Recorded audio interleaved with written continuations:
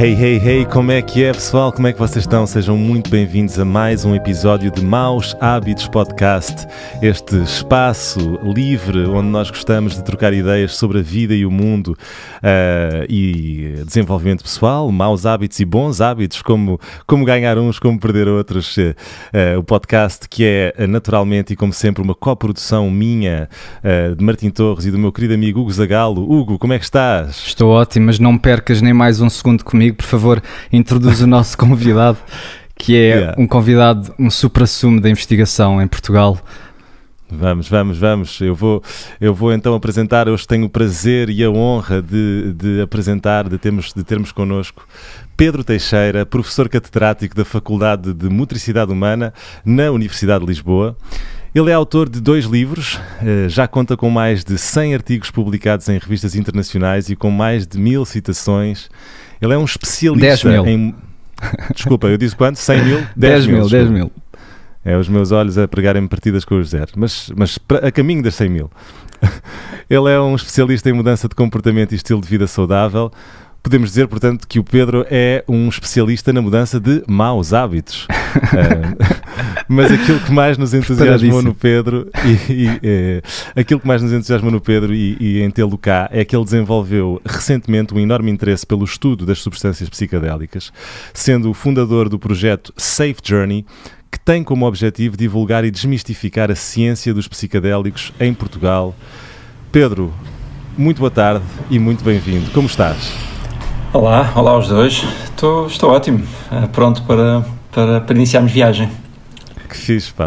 Obrigado por estares aqui, por aceitar o nosso convite. Estamos entusiasmadíssimos com a tua presença e com esta conversa. Se calhar podemos já dar o pontapé de partida e tentar integrar ou tentar explicar às pessoas que não estão familiarizados com o termo substâncias psicodélicas. Gostava de ouvir de ti, Pedro, o que é que são psicodélicos?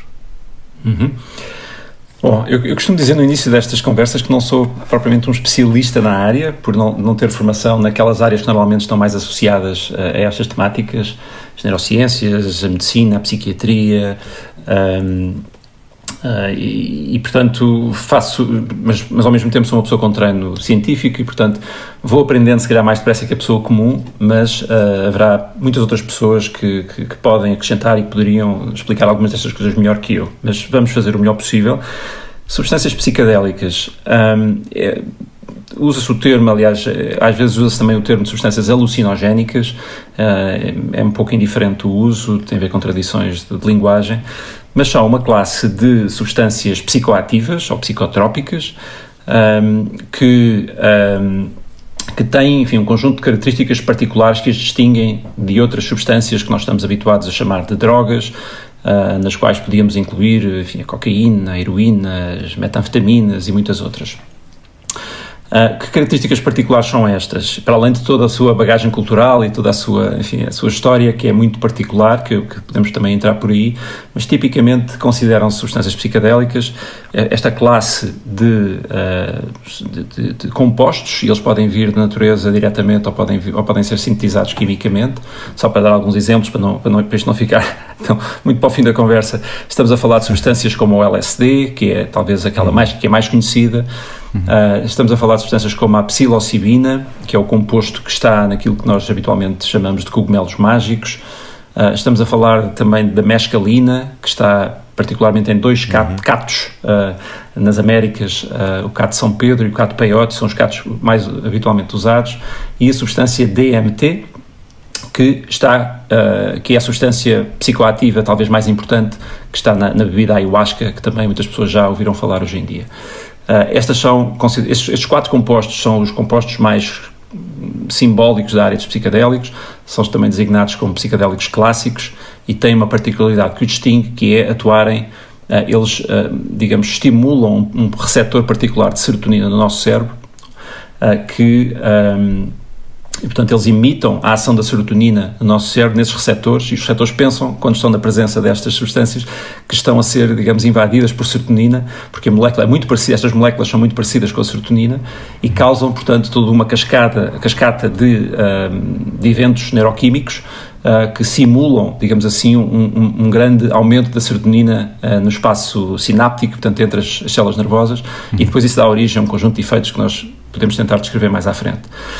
Portanto, estes compostos, digamos, mimetosserotonérgicos, que imitam a serotonina, são aqueles que vulgarmente se chamam por psicodélicos clássicos e são talvez os mais estudados, os mais importantes.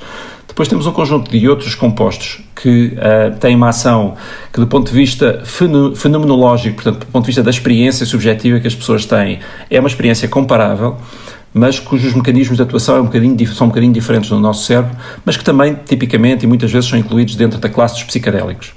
Talvez o mais falado hoje em dia seja a ketamina, porque é um analgésico que é usado medicamente já há muito tempo e é aprovado para fins médicos e, portanto, pode ser usado já legalmente. E o outro que está a ser também bastante estudado, que está também dentro destas classes dos psicodélicos, talvez não clássicos, que é o MDMA, ou ecstasy, como nós conhecemos. E muitas pessoas podem ficar surpreendidas, nós estamos aqui a falar de ecstasy por ser uma droga habitualmente associada apenas a espaços de recreação e até que foi objeto também de algumas abordagens que focavam só nos seus problemas ou nos eventuais efeitos que tinha negativos na saúde, mas de facto é uma das substâncias que está a ser estudada também, juntamente com algumas outras, para fins médicos que nós já vamos abordar, mas portanto, e parece ser razoavelmente segura dentro de condições específicas. Depois há um conjunto de outras substâncias que têm origens diversas, umas químicas.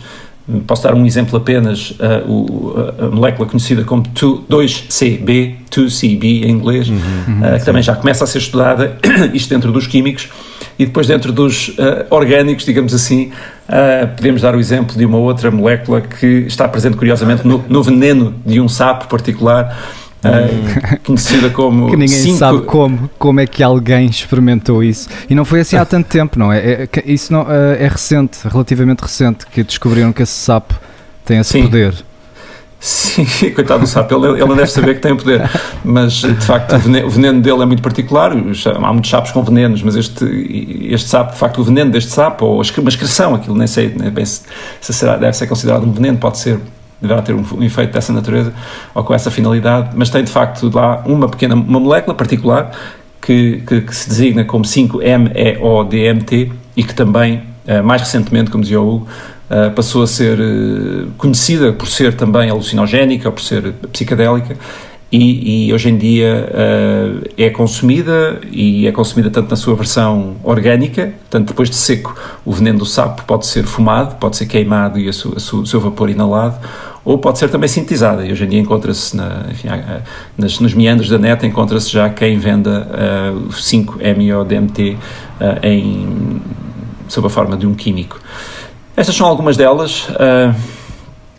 Eu esqueço-me sempre de alguma, mas elas já vêm à conversa, de certeza. Portanto, depois podemos olhar para estas moléculas pelo efeito que têm na experiência das pessoas, não é? E talvez seja essa, digamos, a parte que mais interessa às pessoas, porque é que elas são tão especiais. Porque causam experiências, de facto, muito especiais, muito únicas, que são muito diferentes da nossa vida normal. E todas elas têm essa particularidade, com uma ou outra especificidade, mas todas elas induzem estados alterados de consciência, que podem ser intensos, podem ser profundos, e depois, a partir daí, um conjunto de efeitos podem ser estudados, podem ser sentidos, para além da experiência em si e daquilo que nós podemos recordar dessa experiência ou sentir durante a experiência, e depois também alguns efeitos que se pensam que são também efeitos, digamos, fisiológicos que o nosso cérebro sofre sob o efeito destas experiências, que parecem ter um valor terapêutico assinalável. E o que é também incrível é que estas moléculas são muito, muito simples, não é? Têm alguns átomos e podes-nos falar do perfil de toxicidade, talvez, e do LD50, por exemplo, a comparar com outras substâncias ou até com medicamentos psiquiátricos? Sim, é curioso porque, não obstante estas substâncias terem sido diabolizadas e estigmatizadas no final do século passado, nos anos 60 e 70, por razões que hoje se sabem, sem margem para dúvidas, que tinham motivações políticas, que não tinham qualquer motivação científica, médica, de saúde pública, e nesse sentido houve uma descaracterização, houve digamos, um retratar destas substâncias na imprensa por parte do governo americano na altura, que acabou por resultar de um conjunto de consequências. Por um lado, um medo que se instalou na população e, por outro lado, também um conjunto de leis que os Estados Unidos, digamos, publicaram e que depois passaram a ser adotadas por todos os países das Nações Unidas. E estava a dizer, não obstante este passado estigmatizado e negativo na opinião pública que estas substâncias têm, e elas no fundo foram consideradas drogas como quaisquer outras, sem qualquer poder médico e com elevado potencial aditivo. E realmente é curioso porque hoje em dia sabemos também, com muito pouca margem de dúvida, que de facto o perfil aditivo destas substâncias é praticamente nulo. Em humanos e em animais, que é muito fácil de estudar em animais o potencial aditivo de certas substâncias. Sim, um rato, se deres a um rato cocaína, ele toma até morrer. Até morrer, yeah. E exato. Se lhe dás LSD, ele é capaz de experimentar uma vez, mas nunca mais vai lá. Pois, é mais ou menos isso, e portanto, isso de certa maneira também distingue estas substâncias de muitas outras que têm um potencial aditivo grande. As drogas que nós conhecemos, as drogas de abuso, digamos assim, que nós conhecemos, embora todas elas também possam ter um potencial médico que muitas vezes é usado, e como nós sabemos, mas isso é uma outra conversa. Por outro lado, como estavas a referir, o seu perfil de toxicidade é também bastante positivo. Muitas destas substâncias têm um impacto fisiológico praticamente neutro, portanto o nosso corpo, o nosso sistema cardiovascular, o nosso sistema endócrino, metabólico, praticamente não reage. Às vezes varia um bocadinho de substância para substância, e às vezes até reage mais pela experiência psicológica que as pessoas estão a ter do que propriamente um efeito fisiológico direto, e portanto não são tóxicas para o nosso organismo, com uma exceção ou outra que eu já vou referir. E portanto, causam normalmente uma experiência que é exclusivamente mental, que é exclusivamente, portanto, psicológica, subjetiva, que pode ser bastante forte e pode deixar marcas, podemos falar sobre isso. Na melhor dos casos deixa marcas positivas, é uma espécie de trauma positivo. Sim, mas há que ter atenção às condições em que estas experiências ocorrem, porque se elas não forem boas, podem ficar algumas marcas negativas, embora se pense que mesmo essas têm sido subestimadas e são relativamente baixas. E, portanto, estás a falar de bad trips, não é? Do termo da gíria? Sim, é um termo que é de facto, se tornou popular e que corresponde normalmente a um cenário muito, muito fácil de explicar, que é um cenário em que as pessoas tomaram uma dose de um psicodélico relativamente elevada em más condições, ou seja, em situações em que não tinham apoio, não tinham conforto, não tinham segurança. E de facto estas substâncias são tão potentes em abrirem-nos e em nos tornarem vulneráveis ao meio ambiente, portanto as nossas defesas ficam muito limitadas, nós ficamos muito sensíveis e muito expostos, digamos assim, a todos os estímulos internos e externos. É bom de ver que portanto, não há volta a dar, portanto, uma vez mergulhada nesta experiência é muito difícil sair dela, não se consegue sair dela imediatamente. E quando as pessoas se apanham, digamos, nesta experiência e depois estão num contexto que não é acolhedor, e o mais habitual, a história mais comum é um contexto de discoteca, um contexto de noite em que as pessoas tomaram uma coisa destas com amigos e às tantas encontrou-se sozinhos, os amigos desapareceram e elas estão perfeitamente indefesas e às vezes têm que sentar a um canto e esperar que passe. E de facto essa experiência não é agradável. Enfim, o que eu distingo as bad trips de uma viagem intensa mas positiva é as pessoas depois, digamos, olharem para trás e dizerem isto não valeu de facto a pena, eu preferia não ter passado por isto. O que acontece em contextos controlados, em contextos seguros, é que as pessoas têm, de facto, viagens igualmente intensas, mas sentem-se seguras ao longo da viagem e sentem que não estão, digamos, em sofrimento e não estão a perder o controle completo do que está a passar. Há alguém com eles ou há um sistema de segurança e conforto que lhes permite enfrentar essa intensidade de uma forma, digamos, aceitável, ainda que possa ser difícil, possa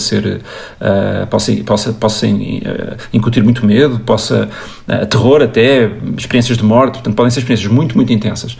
Mas, havendo um contexto acolhedor, as pessoas normalmente passam por essa viagem incólumes, digamos assim, voltam à vida normal, voltam ao seu estado normal, porque isto voltam sempre. Qualquer viagem psicodélica, as pessoas voltam sempre, com exceções raríssimas, que ainda são muito controversas, mas voltamos sempre.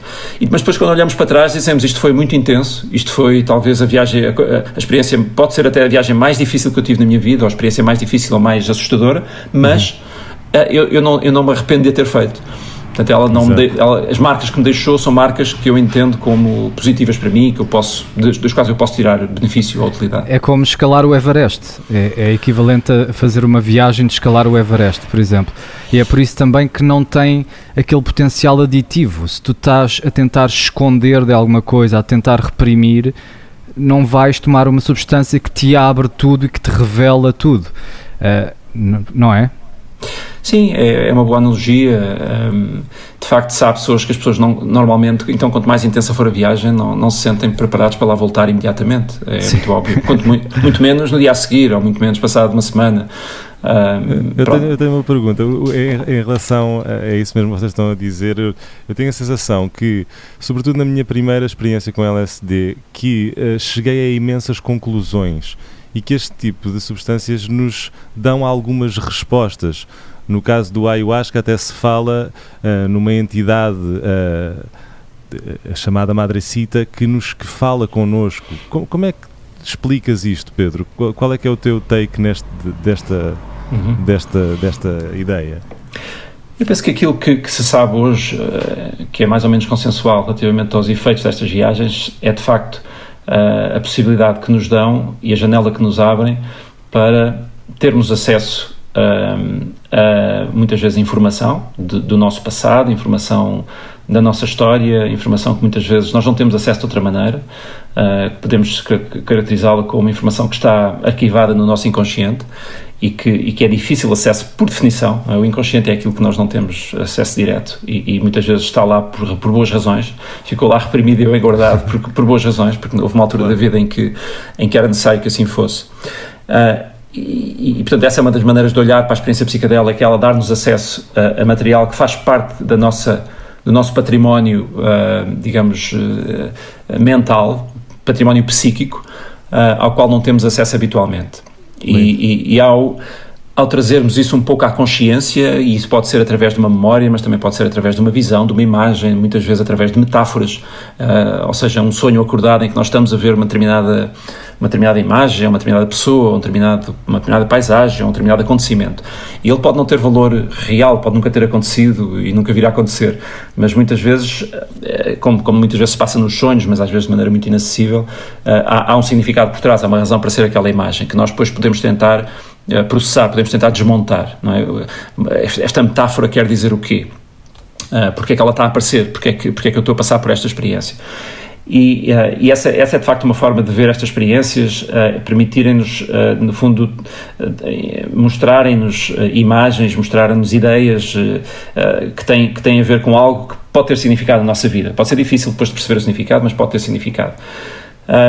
Do ponto de vista digamos, neuropsicológico, aquilo que nós sabemos que acontece é que há uma grande abertura, há uma grande plasticidade, uma grande flexibilidade mental que estas experiências nos dão e que muitas vezes se prolonga até para além da experiência, que permite também fazer ligações, digamos assim, é como multiplicar a nossa intuição por 10 vezes. Nós podemos fazer ligações entre áreas do nosso cérebro, entre experiências, entre ideias, entre palavras, entre memórias, que era quase impossível fazermos essas ligações no nosso estado normal, porque o nosso cérebro fica de facto num estado muito, muito diferente daquele que é o seu estado habitual, fica num estado quase que se chama um estado caótico, em que as ligações e as relações entre as várias redes do nosso cérebro funcionam de maneira muito diferente daquela que funciona habitualmente. E isso é uma janela de oportunidade. No fundo, a maneira como eu mais gosto de ver o resultado destas experiências é uma visão fresca sobre a nossa realidade interna e a realidade externa, uma visão renovada, limpa de alguma maneira, mas também muito aberta e muito, muito criativa, com muita informação. E pronto, agora, essa experiência, essas memórias, essas imagens, porque o nosso cérebro está de facto muito suscetível, está muito sensível ao som, está muito sensível às sensações proprioceptivas, portanto às sensações do corpo, ao toque, enfim, o nosso paladar altera-se, a nossa visão altera-se e às vezes estamos a ver coisas, há visões que estamos a criar e estamos a ver sem saber bem como, a audição também se altera. Estás a falar de fractais e de imagens também geométricas. Sim, parece ser um padrão, ninguém percebe bem porquê, mas é um padrão relativamente comum. Eu, por acaso, nunca vi tal coisa, mas é relativamente comum isso acontecer. Mas as visões são tão diversas como a imaginação, desde dragões até pessoas da nossa família vestidas de uma maneira muito estranha, até paisagens viradas de pernas para o ar, até estarmos no fundo do mar e estarmos a conversar com os animais. Enfim, o limite é mesmo a imaginação, e acho que a semelhança com um sonho é fácil, talvez seja a maneira mais fácil de explicar às pessoas o que às vezes se passa destas viagens. Agora, se há entidades, se não há, se há entidades externas que podem explicar alguns destes efeitos, é uma outra discussão. Eu não me sinto muito confortável a ir por esse caminho. Claro. Não é confortável só, enfim, é confortável também com alguma ideia por trás, que é que nós de facto trazemos muita cultura para estas experiências, trazemos muitas ideias nossas, muitas histórias que nós criamos, muitos significados que nós queremos atribuir. Por exemplo, um muito típico é atribuirmos significados masculinos e femininos a certas substâncias. São ideias que aparecem muitas vezes e a ayahuasca muitas vezes associada à mãe ou à avó. Nesse sentido, podes ir para o arquétipo, não é? Que o que tu estavas a dizer, Martim, que é algo que parece que transcende o indivíduo. O arquétipo é um conceito que tu podes dizer que transcende o indivíduo. E quando tu estás a ver um dragão, que é simbolicamente aquilo que tu tens que conquistar na história do herói, por exemplo, estás a ver aquilo que já encarnou várias pessoas ao longo da nossa evolução, e não quer necessariamente dizer que há algo metafísico que está a acontecer, mas que estás a sintonizar algo com aquela ideia do Jung, onde o arquétipo está dentro de ti, biologicamente. Nós já fizemos isto milhões de vezes, já houve tantos e tantos heróis. Tu se calhar estás a ver isso como um símbolo e podes dizer que transcende o indivíduo. Sim. Dessa forma. Não. Com essa explicação eu vivo bem, no sentido em que, e há até investigadores na área dos psicadélicos, o mais conhecido é o Stanislav Grof, que desenvolveu toda uma teoria à volta da componente que se designa de componente transpessoal destas experiências, que de facto, como o Hugo estava a dizer, se ligam a histórias antigas da humanidade e histórias que se vão repetindo, histórias que têm na base estes arquétipos, não é? Estas constantes, estas representações simbólicas de processos que nós sempre vivemos, e há quem acredite que de facto estas experiências também nos dão acesso a essa realidade, dão-nos maior proximidade com essas histórias, com essas aventuras, digamos assim, da humanidade que sempre estiveram presentes e que estão hoje retratadas em contos, em metáforas, em contos infantis até muitas vezes. E dentro de nós, não é? Porque essas histórias chamam por nós porque é como se houvesse algo dentro de nós que sabe o que aquilo é, como se estivesse a reconhecer uma gramática comportamental que nos tem acompanhado. Exatamente.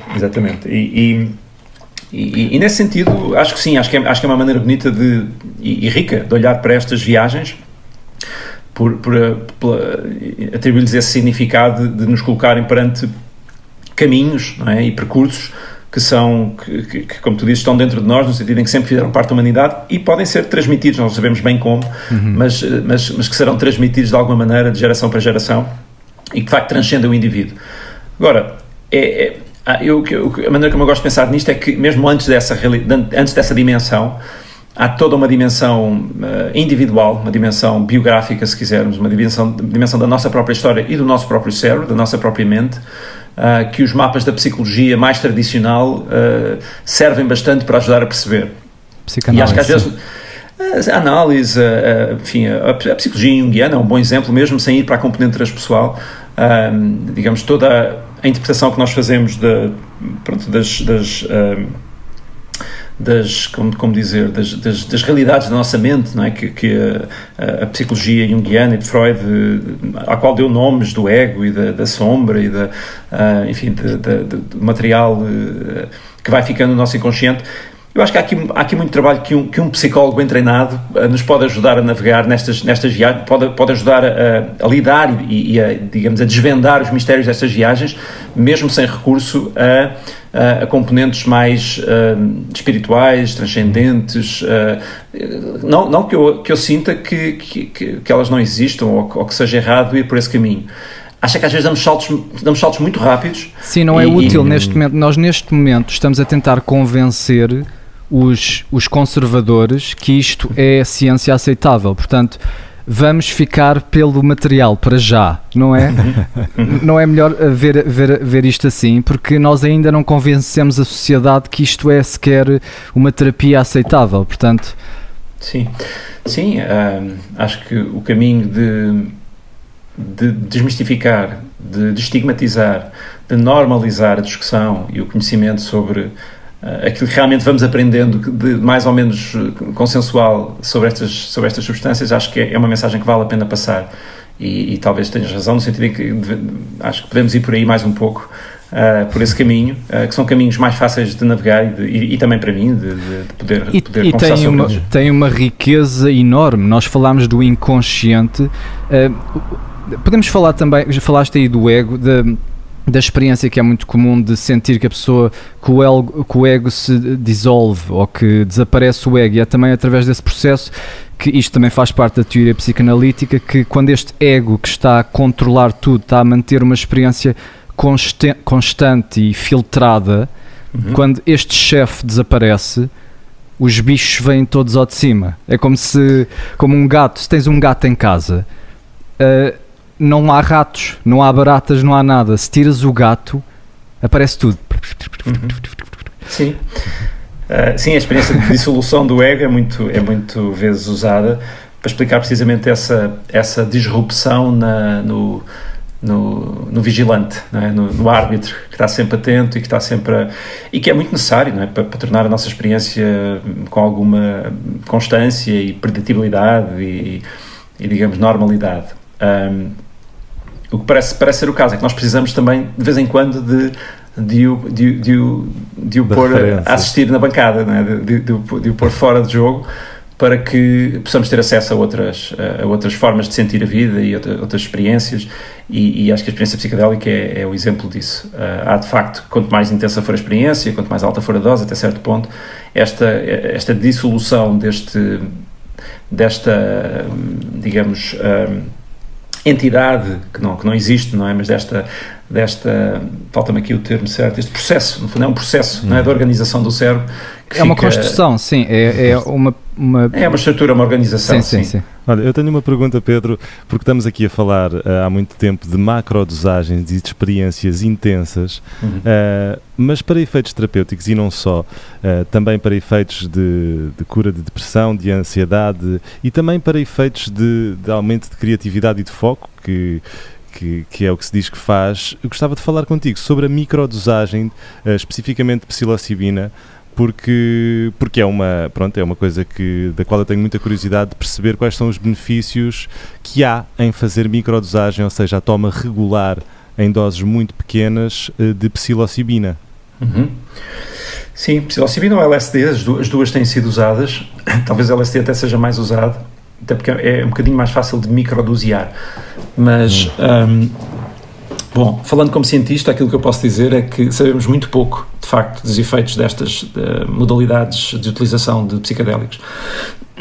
Os estudos estão agora a começar, até saiu agora há muito pouco tempo, com uma metodologia muito interessante, que indicava que há um efeito placebo muito grande, portanto, que a sugestão de estar a tomar algo ativo, mesmo quando não está... Mesmo quando não estamos a tomar, resulta em efeitos, digamos, em efeitos mensuráveis, e portanto isto alerta-nos para a possibilidade de haver aqui muita sugestão envolvida na microdosagem, porque de facto são doses muito pequeninas e não se sabe até que ponto é que influenciam a nossa experiência. Mas também existem muitos relatos, centenas, milhares de relatos anedóticos e experiências individuais que nós todos vamos tendo, que nos dizem que parece haver algum efeito, alguma coisa está a acontecer. Mas de facto nós não conseguimos dizer ainda que efeitos são estes. Houve daqui a 5, 6, 7, 8 anos bastante interesse na cultura das empresas tecnológicas, nas empresas que exigem grande criatividade de design digital e de programação. Os codificadores, não é? Os codificadores, os exato. Coders. que parecia que, enfim, havia alguma indicação de que estas microdosagens poderiam aumentar a criatividade, o foco, enfim, a produtividade, digamos assim. Eu não estou muito convencido que é o caso, sinceramente, até porque hoje em dia já passou um bocadinho de moda, já não se fala tanto, deve haver uma razão para isso.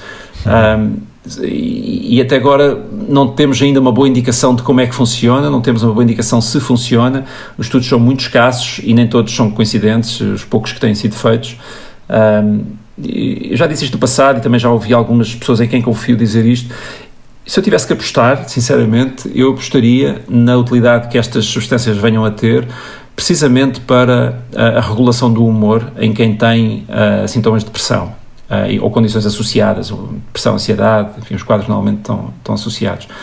Eu penso que talvez seja por aí que nós venhamos a ter mais evidência de que a microdosagem é importante. Mas é apenas uma suposição ou um guess estimate, não é? Assim, mas sim, porque é difícil de... Como o que acontece aqui é uma modificação na experiência tão grande, tu na microdosagem estás a retirar isso, não é? Não acontece nada fenomenologicamente, estás a dizer que a substância em si tem algum poder farmacológico que por si só faz alguma diferença. Eu também não sou grande fã da microdosagem como conceito só, porque parece-me que mesmo que funcione, parece-me uma bengala um bocado, não é uma experiência única que te muda a vida. Estás a ver, Martim?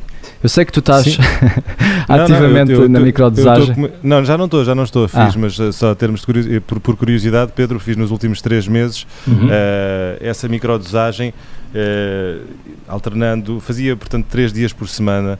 E de facto, e se calhar agora espero não ter sido por sugestão, mas eu acho que não, mas de facto senti um aumento no foco, na criatividade e no humor, mas também, falando de uma parte menos positiva, sentia frequentemente nos dias em que tomava um cansaço maior ao fim do dia, ou seja, como se o meu cérebro tivesse estado um bocadinho em overdrive durante todo o dia, portanto...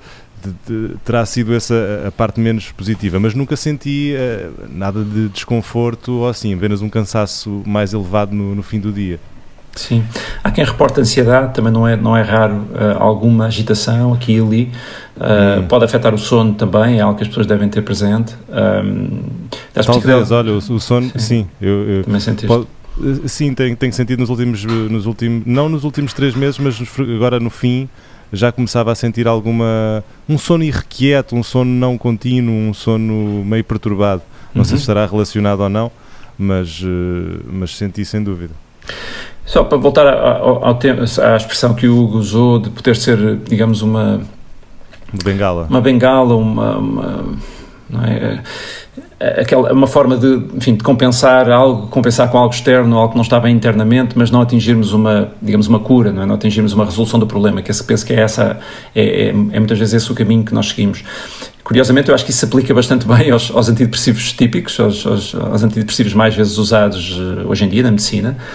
Eles, de facto, tornam a experiência mais gerível, mas também tendem a abafar o bom e o mau da experiência, e muitas vezes as pessoas não vão, de facto, ao centro do problema, ou não nos ajuda muito a resolver o problema, apenas a gerir os sintomas do problema, que às vezes é muito importante, atenção, e às vezes é mesmo, salvam vidas, às vezes é o que as pessoas precisam durante algum tempo. Mas, de facto, o que os psiquiatras e os psicólogos vão dizendo é que, ao fim de algum tempo, sentem que, de facto, as pessoas não estão a progredir, e muitas vezes até já não se sentem bem, porque às vezes têm efeitos secundários que não gostam, ou precisamente porque estão dependentes de uma substância e não gostam do facto de estar dependentes de uma substância para se poderem sentir mais ou menos bem, mas às vezes é também mesmo esta ideia de que deixei de sentir o mal, mas também deixei de sentir o bom, e estou assim num estado vegetativo, do ponto de vista emocional, que diminui a minha experiência da vida. Eu penso que com os psicadélicos isto normalmente não acontece, portanto não há pelo contrário, a experiência é oposta, as pessoas sentem mais, mas sentem, enfim, quando as experiências são de dose elevada. Na microdosagem está para saber o que é que acontece, mas eu penso que também não se passará este efeito de adormecimento emocional. E se de facto vier a perceber-se que as pessoas têm um alívio na sua depressão, sem terem os efeitos secundários que muitas vezes estão presentes nos outros medicamentos, e a custos até bastante mais baixos, provavelmente, eu penso que é algo que vale a pena explorar. Até porque, enfim, as experiências anedóticas que nós vamos sabendo, anedóticas no sentido de serem pontuais, não de serem uma anedótica, os mecanismos são similares aos mecanismos das experiências macro, no sentido em que as pessoas têm, de facto, o seu humor mais controlado, digamos assim, a sua baixa do humor está melhorada, mas ao mesmo tempo também sentem alguma abertura, vão sentindo em quantidades mais pequenas, digamos assim, mas vão sentindo também alguma da abertura e até da emocionalidade que muitas vezes está presente em experiências psicadélicas, e portanto eu não descuraria o efeito que a microdosagem pode ter. Às vezes, por exemplo, ainda no outro dia estava a ouvir uma psiquiatra falar, uma psiquiatra muito conhecida a falar da utilização da microdosagem na altura em que as pessoas estão a fazer o desmame de medicamentos antidepressivos para poderem depois ter uma dose elevada, terem uma sessão de dose elevada. Portanto, muitas vezes há ali um período de 1, 2, 3 meses, que são períodos muito difíceis, porque as pessoas têm de facto uma quebra no seu humor pelo facto de estarem a descontinuar um antidepressivo clássico, e da microdosagem poder ser usada eventualmente durante esse período para amenizar um pouco essa quebra do humor. Há também uma outra utilidade da microdosagem que eu acho que é interessante, que é para quem está muito receoso, está curioso acerca da experiência psicadélica, do papel dos psicadélicos, mas está muito receoso em mergulhar imediatamente numa experiência de alta dose, poder, digamos, molhar os pés, poder navegar um bocadinho, com doses pequenas, até pode ser um bocadinho mais do que uma microdosagem às vezes, e a pessoa sentir um pouquinho desse espaço psicadélico. O Terence McKenna dizia o oposto. Sabes aquele do Terence McKenna que é "Oh, I took too much." Ele, "No, you didn't take enough." Porque se tu ainda consegues resistir, aí é que podes ter uma bad trip. Se tu tomas tanto que te perdes completamente, então estás livre para navegar no mundo da complexidade. Desde que sejam boas condições. Sim. Deixa-me só pegar aí nisso que disseste, Pedro. Estavas aí a comparar com os medicamentos, com os antidepressivos, e há uma coisa a mais do que isso. Não é só que seja uma substituição que não tem o perfil aditivo, nem... e não tem que tomar todas as vezes. É mesmo que há pessoas que não respondem a antidepressivos. Há cerca de 20% para já a depressão é uma pandemia, como é que dirias? Uma epidemia, não é? É uma epidemia. São 350 milhões de pessoas que têm depressão e 20% das pessoas com depressão não respondem a nenhum tratamento. E foi exatamente nesta população que o Carhart Harris fez um estudo, não é? Consegues-nos descrever esse estudo, Pedro? Que ele pegou em 12 participantes resistentes a qualquer tipo de terapia, tanto psicoterapia como farmacológica, e fez uma terapia com psilocibina. Sim, ele até já vai no segundo estudo. Este que saiu agora mais recentemente ainda é mais importante, porque precisamente comparou com um antidepressivo clássico e comum. Foram mais pessoas, foram cerca de 90 pessoas, não estou em erro, e passaram por uma experiência com psilocibina em dose elevada. Foram preparados para isso por uma equipa de terapeutas, psicólogos e terapeutas, e foram acompanhados durante essa viagem, e depois foram acompanhados durante mais algumas semanas. Penso que o estudo vai até às 6 semanas de acompanhamento, e isto, as pessoas que tiveram acesso à psilocibina, e depois o grupo que aleatoriamente teve a toma do antidepressivo da classe dos inibidores de reutilização da serotonina, os chamados SSRIs, muito comuns. E aí foi a primeira vez que se comparou com um antidepressivo comum e muito utilizado, e dos mais eficazes, dos mais utilizados. Os resultados foram bastante promissores.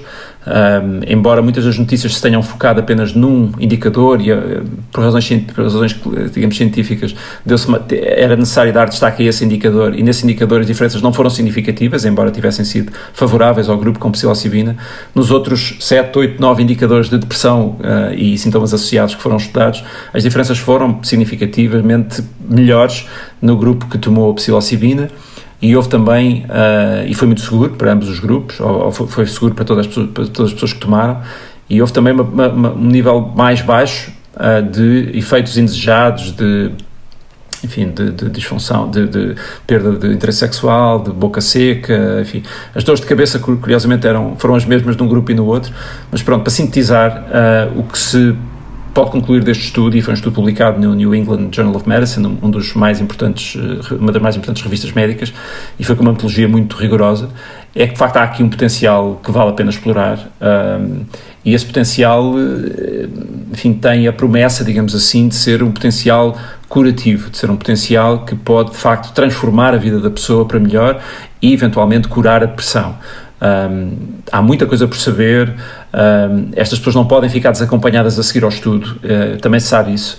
Este estudo não foi um estudo de longa duração e há muitos de nós que pensamos que é necessário criar sistemas onde estas experiências depois são acompanhadas por um processo razoavelmente longo, estamos a falar de 6 meses até 1 ano de acompanhamento após a experiência e eventualmente até ter acesso a uma segunda experiência, passado algum tempo, passado 1 ano, passado 6 meses. Pensa-se que o caminho terapêutico mais válido, mais promissor, passa por um modelo deste género. De qualquer maneira, o potencial é muito grande, e sem efeitos secundários e sem efeitos fisiológicos negativos, sem toxicidade. Agora, é importante percebermos que estamos a falar de terapia, estamos a falar de cada vez mais estas substâncias são utilizadas dentro de um processo terapêutico que envolve uma preparação para a experiência, envolve depois um processamento dessa experiência, um acompanhamento do pós-experiência. Este estudo, de facto, utilizou pessoas das mais difíceis de tratar, portanto, nestas foram observados efeitos significativamente superiores ao antidepressivo clássico e muito positivos, com taxas de remissão de depressão muito elevadas, muito, muito importantes. Mas, de facto, essas pessoas são as pessoas mais difíceis de tratar, portanto, podemos esperar que pessoas com depressões menos severas possam vir ter até resultados melhores e não ser preciso, eventualmente, dosear depois. Enfim, há muito por descobrir. Mas também estamos numa fase em que já não podemos ignorar, digamos, a segurança por um lado e a eficácia por outro destas substâncias. A psilocibina tem sido usado muito por razões práticas, de alguma maneira, posso explicar melhor, mas é uma das que vai à frente na carruagem dos psicólogos. E políticas, talvez também, não é? Porque dizer que se está a fazer um estudo com LSD chama mais a atenção do que uma palavra que ninguém conhece. Exatamente. Pedro e Hugo, aliás, eu queria só que ficasse registado aqui uma coisa em relação aos estudos, porque nós ouvimos sempre estes estudos, falar destes estudos, e já que tu, Pedro, és professor catedrático e estás a lançar-te no estudo destas substâncias, eu quero-me oferecer como cobaia para estudos. Quando houver algum teste a fazer, por favor, conta comigo. Completamente ilegal. Mas sabes o que é que há? Sabes o que é que o Harris tem? Legal. O Harris tem um site que é psychedelicsurvey.com, onde se tu vais ter uma experiência, podes preencher dados antes e depois. E então tens aqui tens imensos dados. O que ele quer é construir assim um macro, qual é aquela palavra? Mapa. Não, aquela palavra para imensos dados, um big data, exato. Uma base de dados? Um big data para isto. Ok. Tens que mandar esse link, Hugo, mas deixa-me fazer aqui uma coisa que eu costumo fazer frequentemente neste podcast. O Hugo é a parte do programa que puxa para a teoria e para o lado mais cerebral da coisa. Eu gosto de puxar a conversa para o lado mais prático.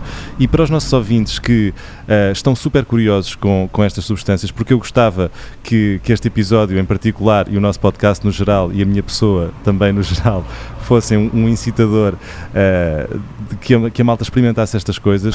Pedro, como é que as pessoas devem fazer isto com segurança? Há bocado falaste frequentemente ao longo da conversa das condições certas. O que é que, se posso pedir para recomendar as pessoas experimentarem isto, de que forma é que o devem fazer, em que ambiente, com quem, quando? Bom, partindo do princípio que nós não estamos a incentivar nenhuma atividade ilegal, por um lado, não é? Exatamente. E não estamos, felizmente em Portugal o consumo não é criminalizado, mas temos de ter consciência que para qualquer um de nós consumir uma destas substâncias, provavelmente alguém teve que praticar uma ilegalidade, o que é muito desagradável de saber, não é? Mas pronto, é o sistema em que vivemos, porque de facto estas substâncias continuam a ser controladas em Portugal e são a sua venda, a sua distribuição, o encorajamento ao consumo, enfim, a posse de grandes quantidades, tudo isso é ilegal em Portugal.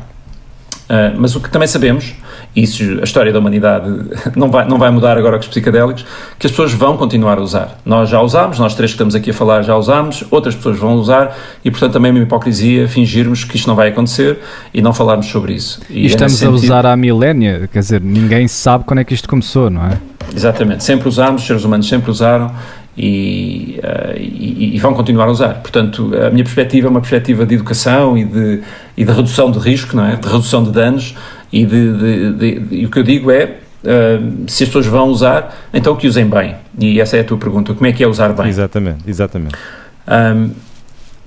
Partindo do princípio que estamos a falar de doses grandes, né? doses elevadas e não de microdosagem, porque essa é muito segura e não há grande perigo que possa advir, a não ser que a pessoa se engane na dosagem e acabe por tomar mais do que pensa, mas mesmo assim não haverá grande risco, e é de facto bastante seguro, não há efeitos negativos conhecidos, mas para doses mais elevadas, aquilo que se recomenda, isto depende muito obviamente da experiência das pessoas, vamos partir do princípio que as pessoas são pouco experimentadas nestas andanças e portanto os conselhos mais básicos nesta ideia, por um lado é saber o que é que estão a tomar, não é? Saber de onde é que vem, saber se veio de fontes em que elas confiam realmente, pessoas que já consumiram aquela substância no passado e sabem qual é a sua origem, sabem o que é que estão a consumir, sabem mais ou menos que dose é que estão a consumir. Há muitas pessoas que ainda têm algum preconceito relativamente a pesar as substâncias, a medir as doses, porque acham que é assim tudo devia ser tudo um pouco intuitivo. Eu não sou nada dessa opinião. Aliás, eu não... acho que devemos saber sempre o que é que estamos a tomar, tanto quanto possível, saber as fontes e até, hoje em dia, já podemos, para uma grande quantidade de substâncias, testá-las antecipadamente, nomeadamente os químicos. A Cosmic Care, que é uma associação sem fins lucrativos... Eu ia mencionar isso. Trabalha no Boom, não é? Tem uma cabaninha no Boom. Tem sempre uma cabaninha no Boom, exatamente, até várias.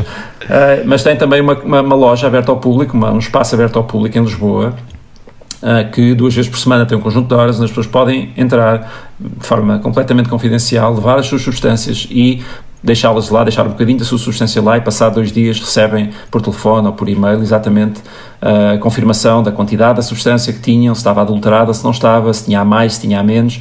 Enfim, é uma fonte de segurança muito grande poder saber, já que eu vou consumir, poder saber o que é que eu estou a consumir e saber que não está adulterado e saber mais ou menos qual é a quantidade da substância, se é mesmo aquela que eu pensava, ou se é mais ou se é menos. Pronto, nesse contexto, e assim que eu escolhi a substância, sei o que é que vou tomar, o que é que eu posso e devo fazer.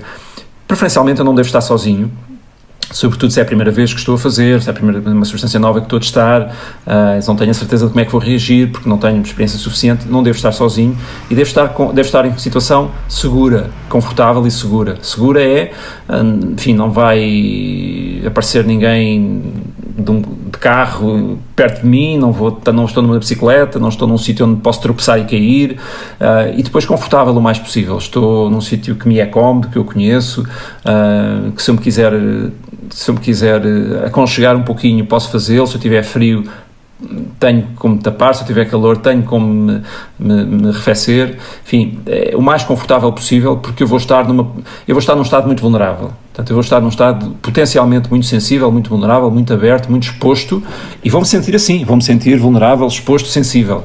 Claro, pode ser um sensível muito bonito, mágico, enfim, divinal, mas também pode ser um sensível de muita medo e vulnerabilidade e fragilidade.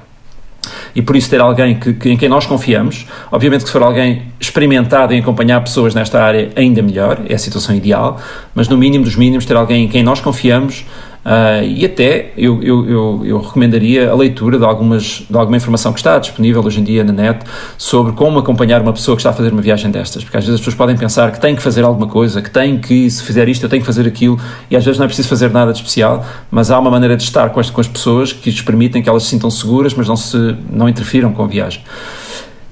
Há pessoas que têm uma sensibilidade nata para este tipo de acompanhamento, têm uma intuição já digamos, inata, e há outras pessoas que têm que aprender um bocadinho mais porque é mais difícil e acham que devem querer ajudar e têm medo e elas próprias ficam assustadas, e isso depois pode criar ainda uma confusão maior. Mas pronto, as condições são estas, condições de conforto, de segurança e de acompanhamento, tanto quanto possível. Às vezes as pessoas que não têm acompanhamento direto ligam a um amigo ou uma amiga que conhecem, que está por perto, para dizer, olha, eu vou agora fazer isto, estás aí por telefone, se eu precisar de ajuda posso ligar, qualquer coisa deste género. Pedro, o que é que tens a dizer sobre... Porque há um facto interessante, que é os psicodélicos parecem ser particularmente gentis com principiantes. Concordas com isto? É difícil dizer. Obrigado pela resposta anterior, Pedro, obrigado. Sim, e podemos complementá-la um bocadinho melhor, mas eu diria que a primeira experiência muitas vezes é importante. Já se é gentil ou se não é, há quem tenha de facto esta ideia de que ao longo do tempo as viagens ficam mais difíceis.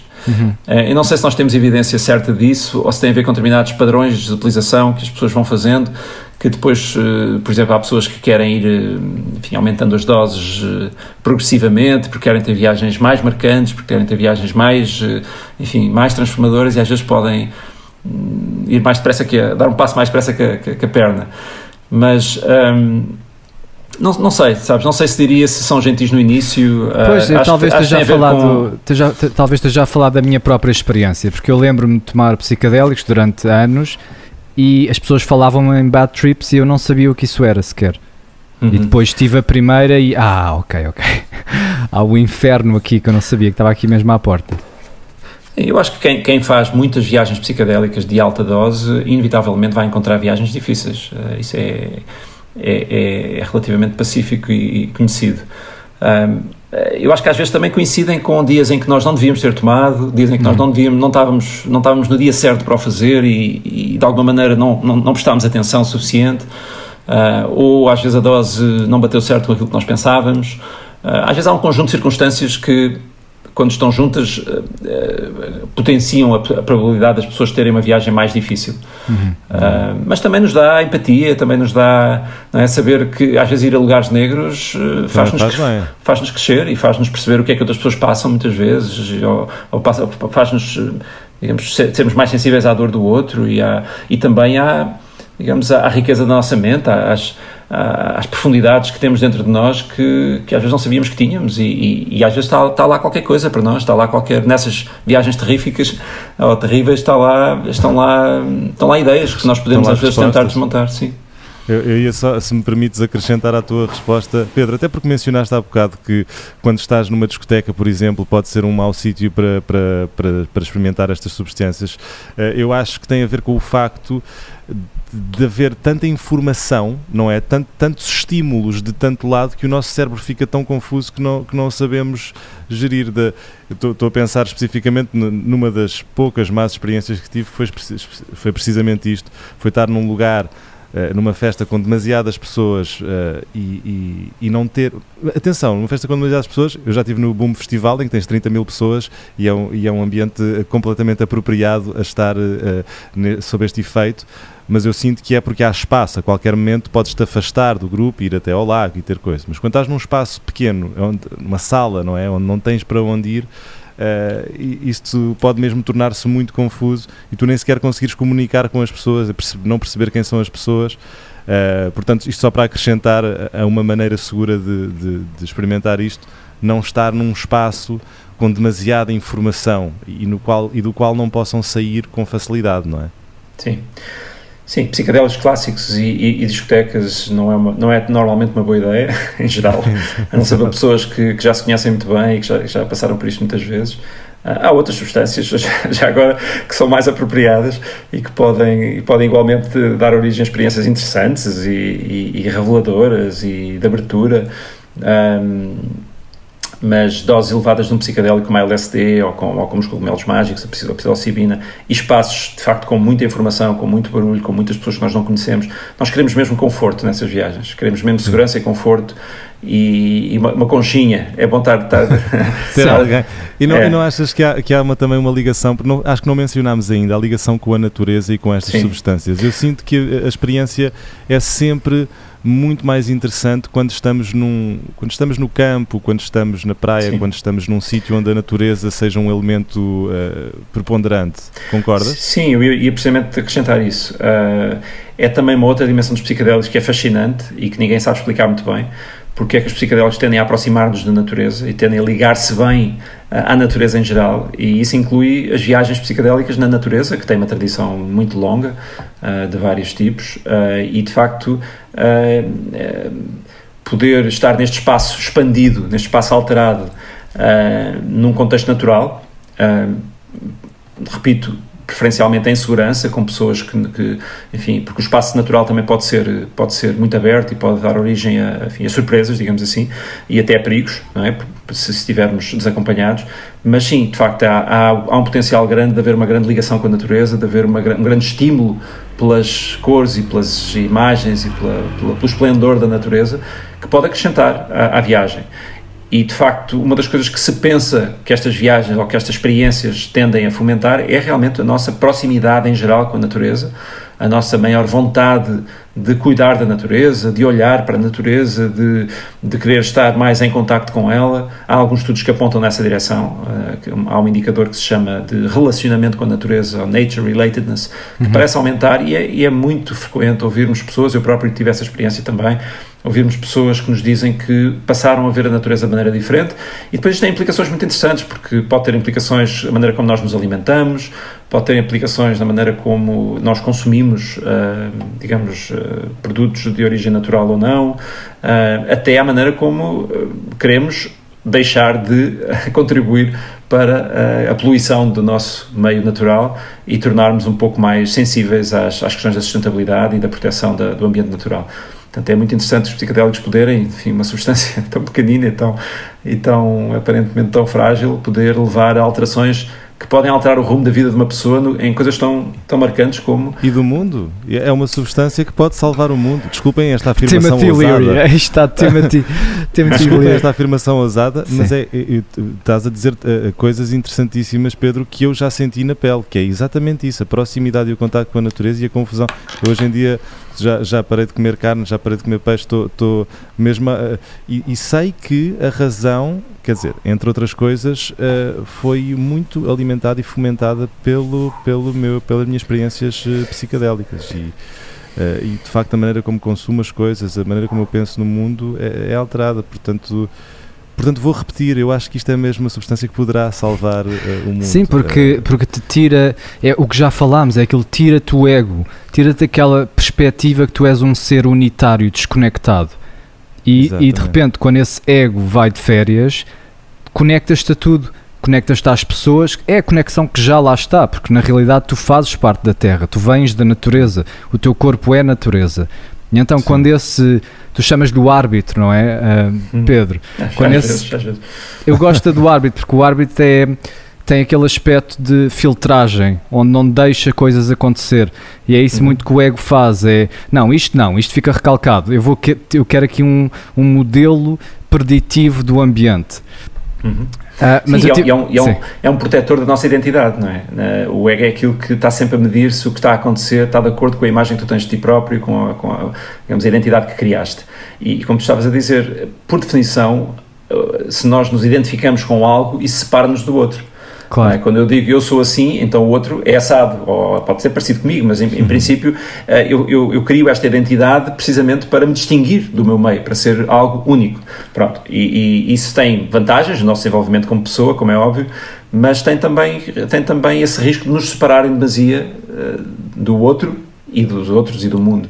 E hoje em dia nós vivemos de facto muito isolados e estas experiências têm esse condão de quebrar estas separações e de nos mostrar que o ego é apenas uma ferramenta, uma construção que é muito útil, mas não precisa de ser sempre ele a mandar, e nós podemos ir vendo o mundo e ir estando no mundo com maior abertura e pondo o ego ao nosso serviço e não ele como ditador completo. Agora, se vai mudar o mundo ou não, é toda uma outra discussão, podemos ir por aí, mas... Esse ego que mantém a experiência constante, que prevê o que vai acontecer e tem assim um modelo da realidade assim, previsível, vamos dizer, como é que... o que é que tu sentes que acontece? Porque é que isto é uma coisa que tu falaste no teu artigo, que é esta experiência psicadélica depois dá-te uma autodeterminação, que é isso que tu usas, não é? Autodeterminação de autoconfiança, autonomia. Porque é que achas que uma experiência de desarrumação, de disrupção, te dá uma capacidade de explorar o mundo? Podias dizer que era o oposto, não é? Se tu estás no caos, não vais conseguir voltar à ordem. Sim. Essa é uma boa pergunta, Hugo. Interessante.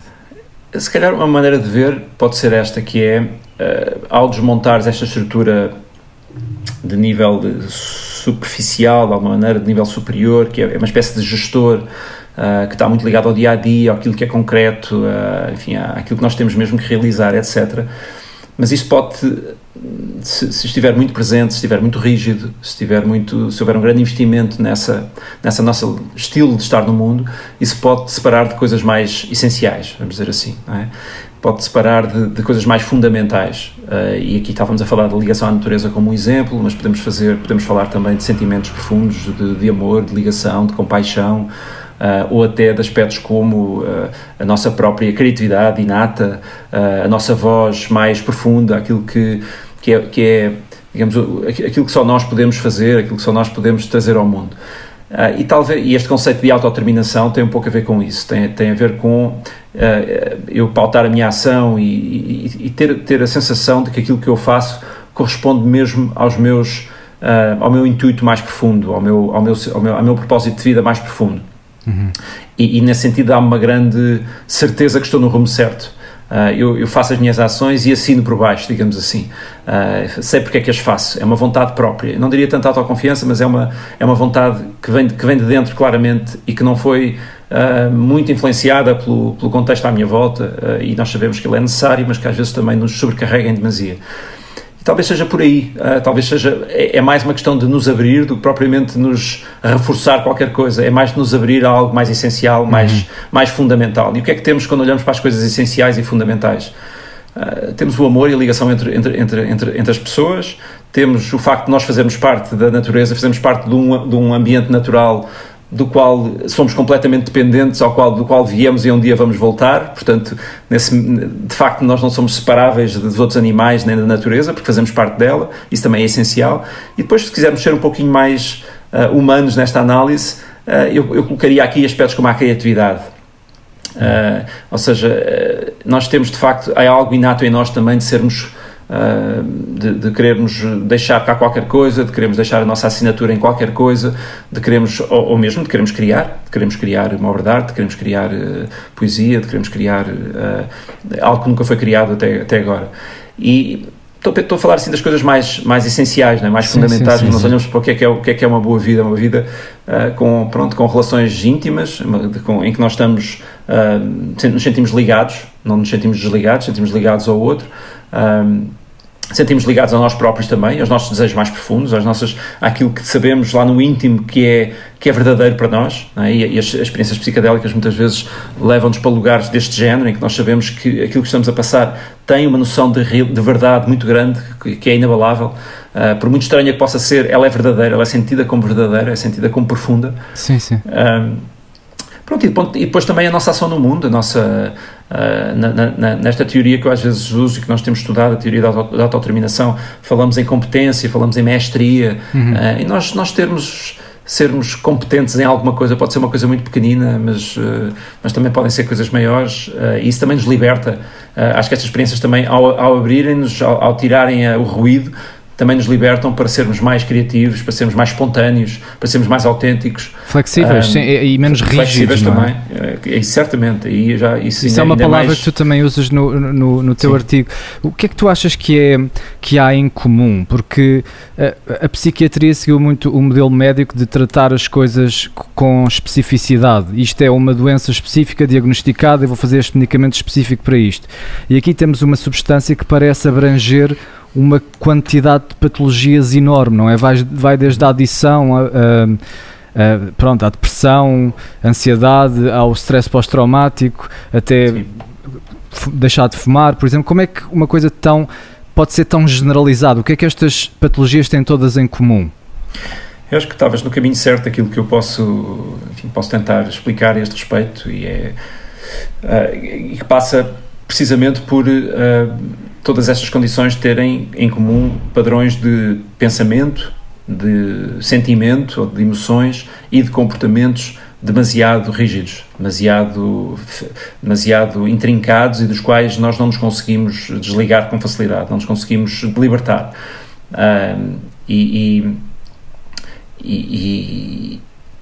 Isso corta-nos graus de liberdade, não é? Corta-nos precisamente o que estávamos a falar há pouco, a criatividade, a espontaneidade, a abertura para o outro, e ficamos um pouco reféns e ruminativos face a estes padrões, e estes comportamentos, que depois muitas vezes traduzem em comportamentos, não é? Que é a face visível destes processos, são de facto são muito... têm pouca flexibilidade, têm pouca margem de manobra, e nós ficamos presos neles, ficamos presos nestes padrões de pensamento. E estas experiências tendem a abrir esse campeonato, tendem a quebrar com esses padrões. Vocês provavelmente já ouviram falar daquela analogia da montanha de neve, nos quais nós vamos, ao longo da vida, vamos trilhando trilhos, não é? Vamos afundando trilhos, e às tantas já não conseguimos andar em trilhos diferentes, temos que ir sempre por aquele trilho, aquele padrão de pensamento. Porque é adaptativo, não é? Foi adaptativo. Foi adaptativo. O nosso cérebro está sempre que vê uma coisa repetida, ok, isto vai para a parte automática, isto vai para o hábito. É como aquelas folhas de Excel que se pões 3 números seguidos, consegues, e isto é para, portanto, estes modelos internos. Nós, quando vemos a realidade, não vemos mesmo a realidade, nós projetamos aquilo que esperamos que aconteça e comparamos com a realidade, e se for perto suficiente, vamos com o nosso modelo, nem sequer olhamos, que é para poupar tempo e para reduzir aquilo que o Harris chama de entropia, não é? De algo que é imprevisível. Podes-nos falar um bocadinho dessa teoria da entropia do Harris? Sim, na medida em que eu consiga, que não é muito, enfim, não é das mais fáceis, mas no fundo é essa ideia que estavas a transmitir, que é nós termos o nosso cérebro desenvolver ao longo da vida padrões demasiado previsíveis. Nós, no fundo, o nosso cérebro é uma máquina de fazer predições, não é? Nós, se tivéssemos que decidir sobre tudo o que se está a passar, sobre todos os nossos comportamentos, de uma forma, digamos, completamente consciente e consecutiva e linear, não fazíamos, dávamos em doidos, não conseguimos funcionar. Portanto, nós desenvolvemos ao longo da vida aquilo que se chamam padrões heurísticos, que são pequeninas regras, que sabemos quando isto acontece eu faço isto, quando eu ouço isto reajo desta maneira, enfim, e assim vamos funcionando, e isso é de facto adaptativo, sobretudo no desenvolvimento da criança. A criança vive muitas vezes num estado caótico, não é? De grande abertura, de grande sensibilidade, de grande flexibilidade, de grande espontaneidade, e vai reduzindo esses graus de liberdade. Até certo ponto é necessário que assim seja, porque a vida vai exigindo coisas mais específicas e mais complexas.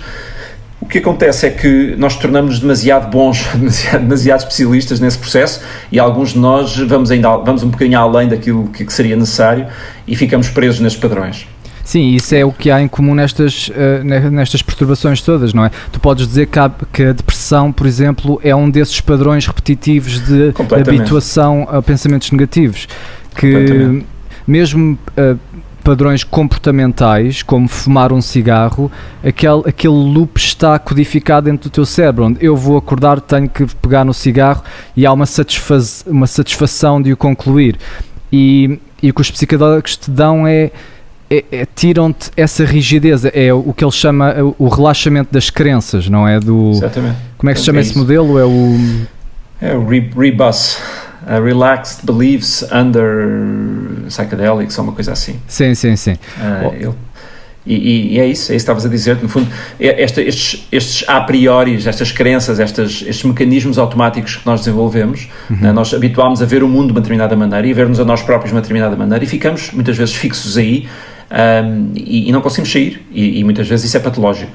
Quando entramos em processos ruminativos, maneiras de nos ver a nós próprios, eu sou assim, eu não consigo ser de outra maneira, lá está outra vez, lá estou eu a mostrar-me a mim próprio que sou assim. Pronto, isto para falar em alguns padrões. E depois vamos à procura, não é? Porque quando tu tens um modelo criado no teu cérebro, tu só vês aquilo que reforça o próprio modelo. Portanto, uma pessoa que vê o mundo negro está à procura do mínimo detalhe que reforce aquele modelo preditivo que tem dentro de si, porque nós queremos limitar ao máximo esta entropia que ele diz. Nós não queremos que haja qual é que é a palavra? Não é insegura... pronto, exato. Nós não queremos que haja imprevisibilidade. Claro. E então, quanto mais próxima a realidade tiver dos nossos modelos, melhor. Não é preciso pensar, não é preciso olhar. Há uma ilusão, e é assim que as ilusões funcionam. As ilusões ópticas e essas ilusões que tu vês funcionam porque tu dizes, não, eu vou com o meu modelo, isto é próximo o suficiente. Há uma que é da máscara, onde tu vês uma máscara a rodar. Sim. E ela está para fora num lado e para dentro no outro, não é? Porque é uma máscara. Imagina uma máscara com uma parte oca e uma parte para fora. E quando tu vês a máscara a rodar para a parte oca, aquilo salta-te para fora. Porque o teu modelo de reconhecimento facial não, as caras vêm para fora. Portanto, eu vou ver uma cara para fora. E, curiosamente, em doses altas de psicodélicos, não sei se esta informação está correta, mas ouvi alguns, em doses altas de psicodélicos não tens essa ilusão. Eu penso que há essa expectativa. Eu acho que o Michael Pollan tentou testar esse modelo numa das suas experiências e aquilo não correu exatamente como ele estava à espera. mas não importa, porque o princípio acho que funciona, o princípio é correto. E é isso. E ao quebrarmos estes padrões, ao limparmos a máquina, às vezes uso esta analogia do reset, de fazer o reboot do sistema, ficamos mais libertos, ficamos mais flexíveis, ficamos mais abertos e mais criativos, digamos assim, na maneira de ver o mundo. E depois há uma outra dimensão que às vezes não é tão falada, que é isso depois entra na nossa experiência da vida, no dia a seguir, na semana a seguir, entra na maneira como nós falamos com as pessoas, entra nas experiências que nós escolhemos ter, entra na maneira como nós comunicamos, enfim, na maneira como nós nos vemos a nós próprios. Isso depois isso mesmo tem um caráter curativo também, é um processo terapêutico em si mesmo, não é só a experiência em si. É que nós depois começamos a funcionar de maneira diferente, não é? Ia só dizer, interrompendo-te, desculpa, que costuma usar-se aquela expressão, quando tomamos psicodélicos, há umas portas que se abrem que depois já não fecham, não é? No fundo é isso que estás a dizer. Sim, é isso. Eu não sabia que era possível falar assim. Eu não sabia que eu nesta situação me conseguia comportar desta maneira. Eu não sabia que conseguia olhar para esta situação e não ver sempre da mesma forma. Claro. E nesse sentido, nomeadamente no que toca às nossas relações, porque eu acho que muitos dos processos terapêuticos se passam em relação, não só a nossa relação com nós próprios, mas também a relação com o outro, a relação com os nossos familiares, com os nossos queridos, com as pessoas com quem mais vezes privamos. Essas relações depois alteram-se, porque as pessoas começam a ver coisas diferentes em nós começamos a comunicar de maneira diferente e às tantas a mudança está a acontecer, a transformação está de facto a acontecer e nós nem damos por isso, mas estamos a viver de forma diferente no mundo, a olhar para nós de forma diferente. Eu não sabia que era capaz de fazer isto, não sabia que era capaz de aceitar esta realidade, não sabia que era capaz de me aventurar. Por exemplo, eu não sabia que era capaz de dançar, que é uma coisa que nós ouvimos imensas vezes, não é? A quantidade de pessoas que passaram a dançar e a gostar de dança, ou eu não sabia que conseguia admirar este tipo de música ou gostar deste tipo de música, por exemplo, também acontece com frequência. São experiências novas e isso depois é uma identidade nova, tornámos-nos mais dinâmicos, mais flexíveis. Essa da música é incrível, não é? Quando começamos a ouvir música em psicodélicos e depois entendemos a música de outra maneira, realmente parece que estamos a ouvir outra coisa, não é? Uma coisa que nunca tínhamos ouvido na vida. E de facto, depois quando voltamos a estar anormais, ela está lá a mesma, não é? Lembramos-nos dessa sensação. Seria interessante distinguir, porque estas experiências em contexto terapêutico psicodélicos são sempre acompanhadas de música, não é? O participante normalmente está com os headphones a ouvir música e com os olhos fechados. Parece óbvio, não é? Mas qual é que será que é o papel da música nisto tudo? Porque as experiências que nós temos com a música é que quase que a música está a pintar uma arquitetura de padrões à nossa frente quando estamos sob estas substâncias. E nunca se fez esta comparação, não é? De saber qual é que é o componente da música a comparar com uma experiência psicodélica sem nada. Por exemplo, aliás, na ayahuasca, tive com uma pessoa no outro dia que me estava a contar a experiência dela. E ela diz que o próprio xamã toca músicas para te levar a sítios, não é? Que às vezes a música é mesmo má, que é mesmo supostamente para tu estares em atrito. Sim, pois é possível que algum curandeiro ou algum maestro possa ter alguma afinidade consoante aquilo que ele ou ela está a sentir para uma determinada pessoa. Habitualmente a música é mais comum e não é música dirigida a uma pessoa só nas experiências em grupo.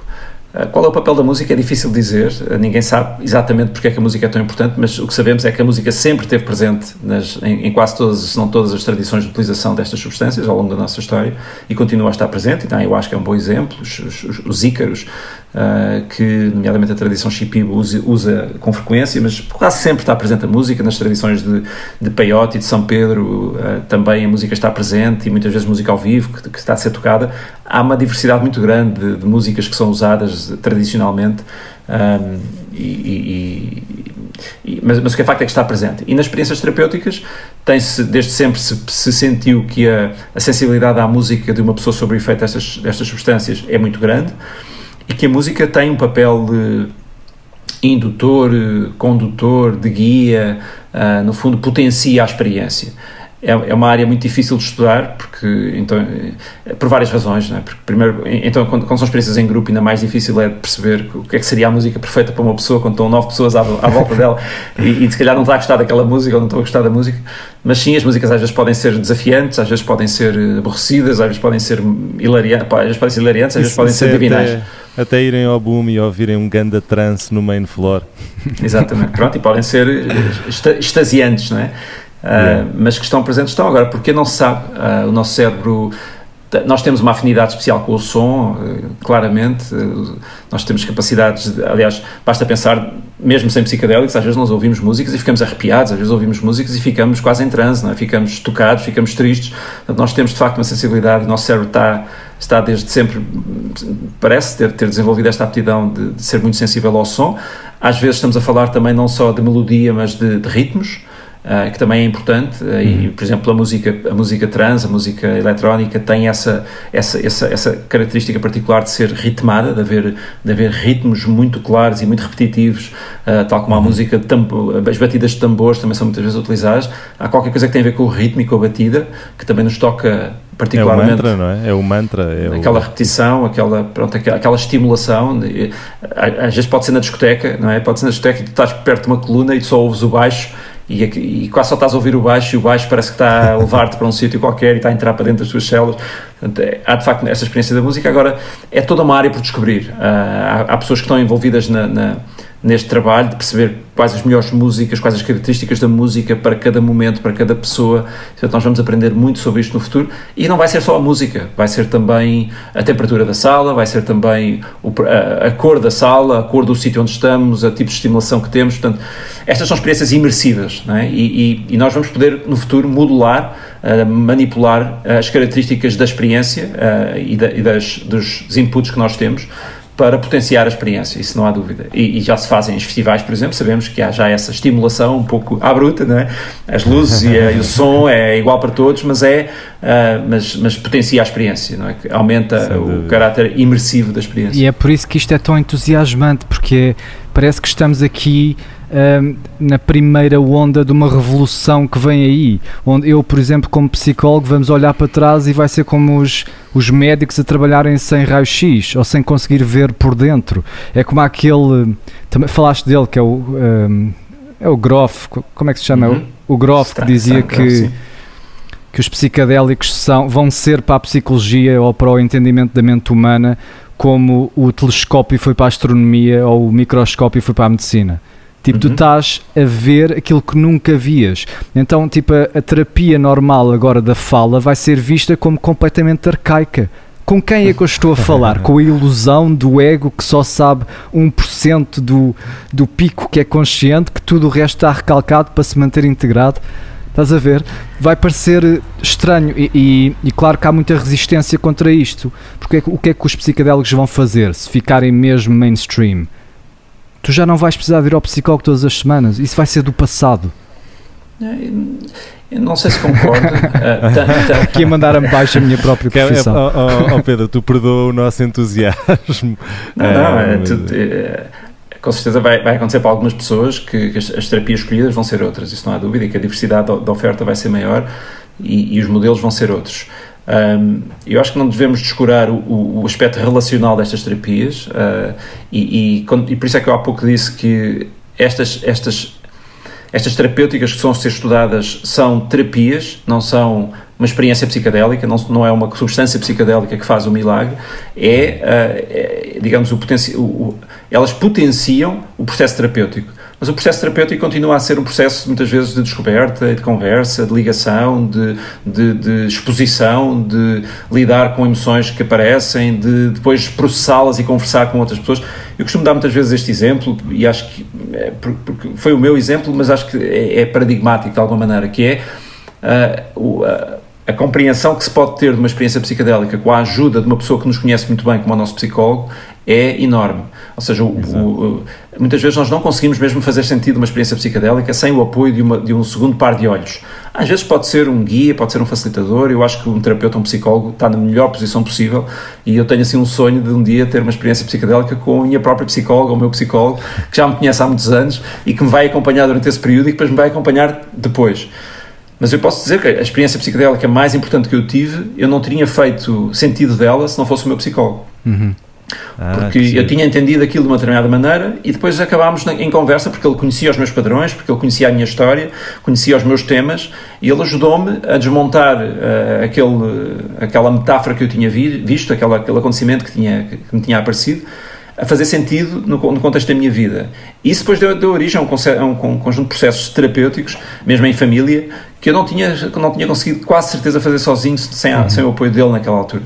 Enfim, é um exemplo, vale pelo que vale, mas dá muita ideia do processo terapêutico, que muitas vezes passa por conversa, passa por ligação. Tu fazes parte de um projeto holandês, podes-nos falar disto? Desculpa aí, não tenho aqui o nome em mão, que treina psicólogos e técnicos para desempenhar essas funções de ajudar, de dar a mão à pessoa durante esta experiência e fazer o acompanhamento todo.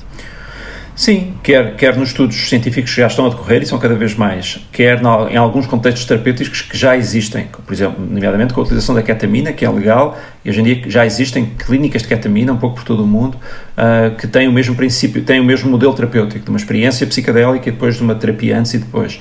Quer no futuro, quando estas terapias passarem a ser legais, para todos estes contextos, e eles vão crescer necessariamente, vão ser precisas pessoas treinadas, vão ser precisos facilitadores treinados na terapia psicadélica, ou na psicoterapia assistida por psicadélicos, terapia assistida por psicadélicos, como queiramos chamar.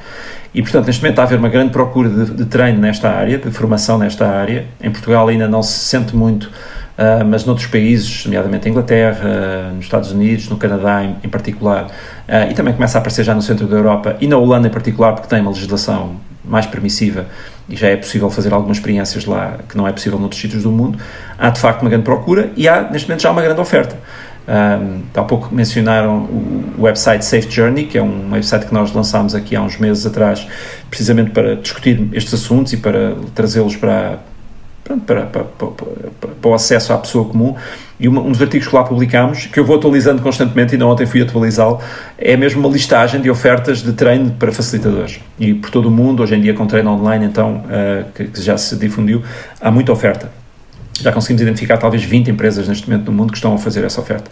Uma dessas entidades, uma dessas empresas chama-se o Instituto Synthesis, de Synthesis, que é holandês, que é de base na Holanda, e que desde há 3, 4 anos tem feito trabalho na área dos retiros psicadélicos legais, medicamente assistidos e guiados, e portanto tem sido uma das poucas ofertas no mundo, talvez uma das únicas, no sentido em que oferecia, agora com a pandemia parou, mas oferecia retiros onde dava a oportunidade às pessoas de ter uma experiência de alta dose com psicadélicos completamente segura, guiada e medicamente assistida, ou medicamente, enfim, segura, assegurada, e tornou-se conhecido por essa oferta.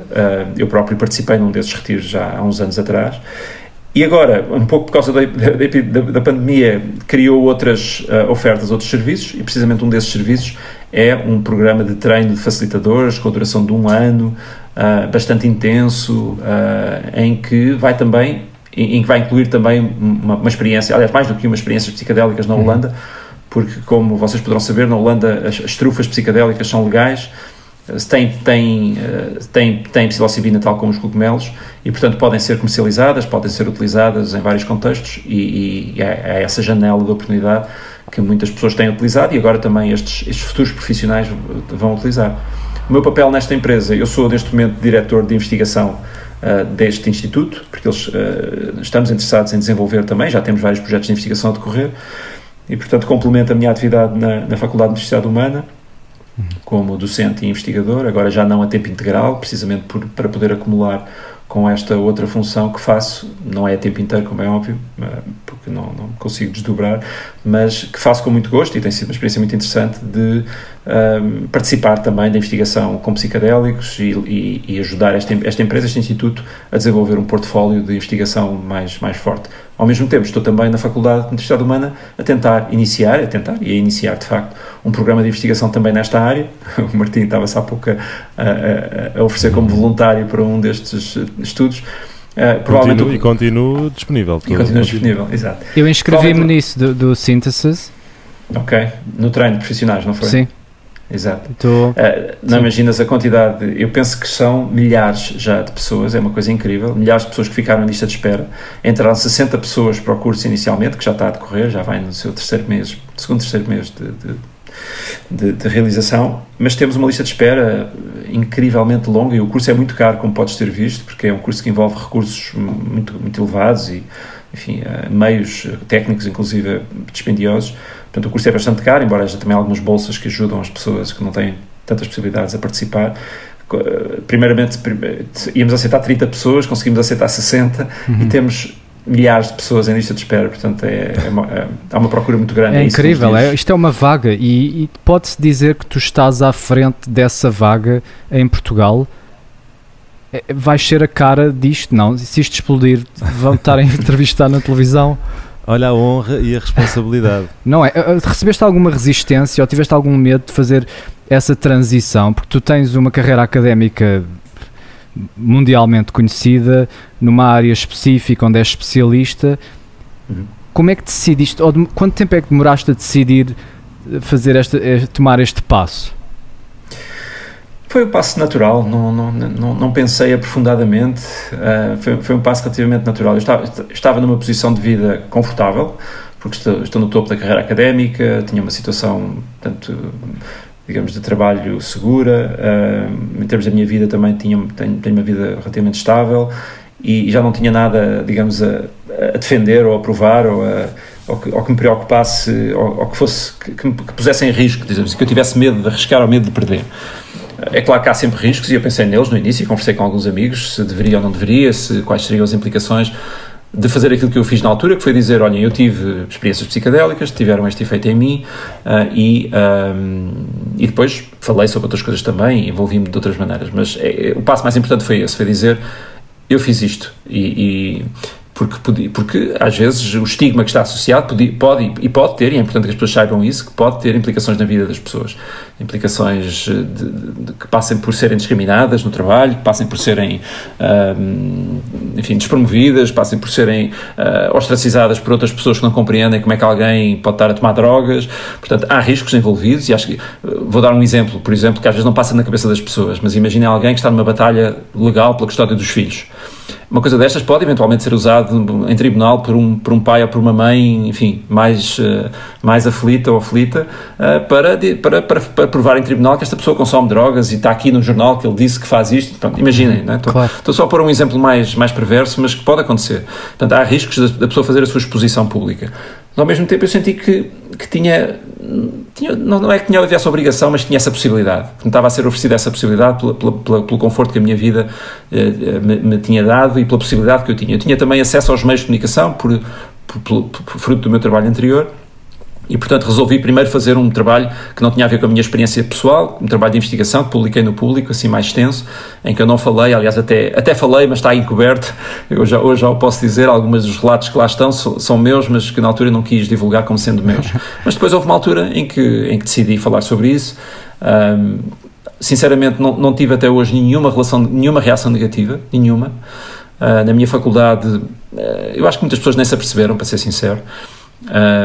Acho que se alguém quiser chatear-me, tem mais uma coisinha para me chatear, mas eu já estou numa altura em que já não é muito fácil chatear-me, de modo a que me chateie mesmo, de modo a que me incomode mesmo. Eu não cometi nada, não cometi nenhuma ilegalidade, portanto, felizmente em Portugal nós podemos dizer isto sem risco de sermos criminalizados, não é? O consumo pessoal não é criminalizado, as pessoas têm direito a fazer o seu consumo pessoal, enfim, eventualmente podem ser objeto de uma conversa, digamos, com um assistente social ou com alguém desta área para perceber. É uma lei que foi criada para pessoas que têm consumos problemáticos, não para quem tem consumos de psicodélicos que não são problemáticos, mas de facto, felizmente, nós não temos esse estigma da criminalização que muitos outros países têm. Foi um processo natural. Acho que hoje em dia já não estou já não preciso de o fazer, já fiz, estou mais interessado em falar de outras coisas, mas, por exemplo, estive ligado a um movimento, e ainda estou de alguma maneira apoiante, que se chama Thank You Plant Medicine, que foi um movimento só de trazer a público histórias de pessoas que tinham tido experiências psicodélicas e as tinham mantido no armário durante muitos anos.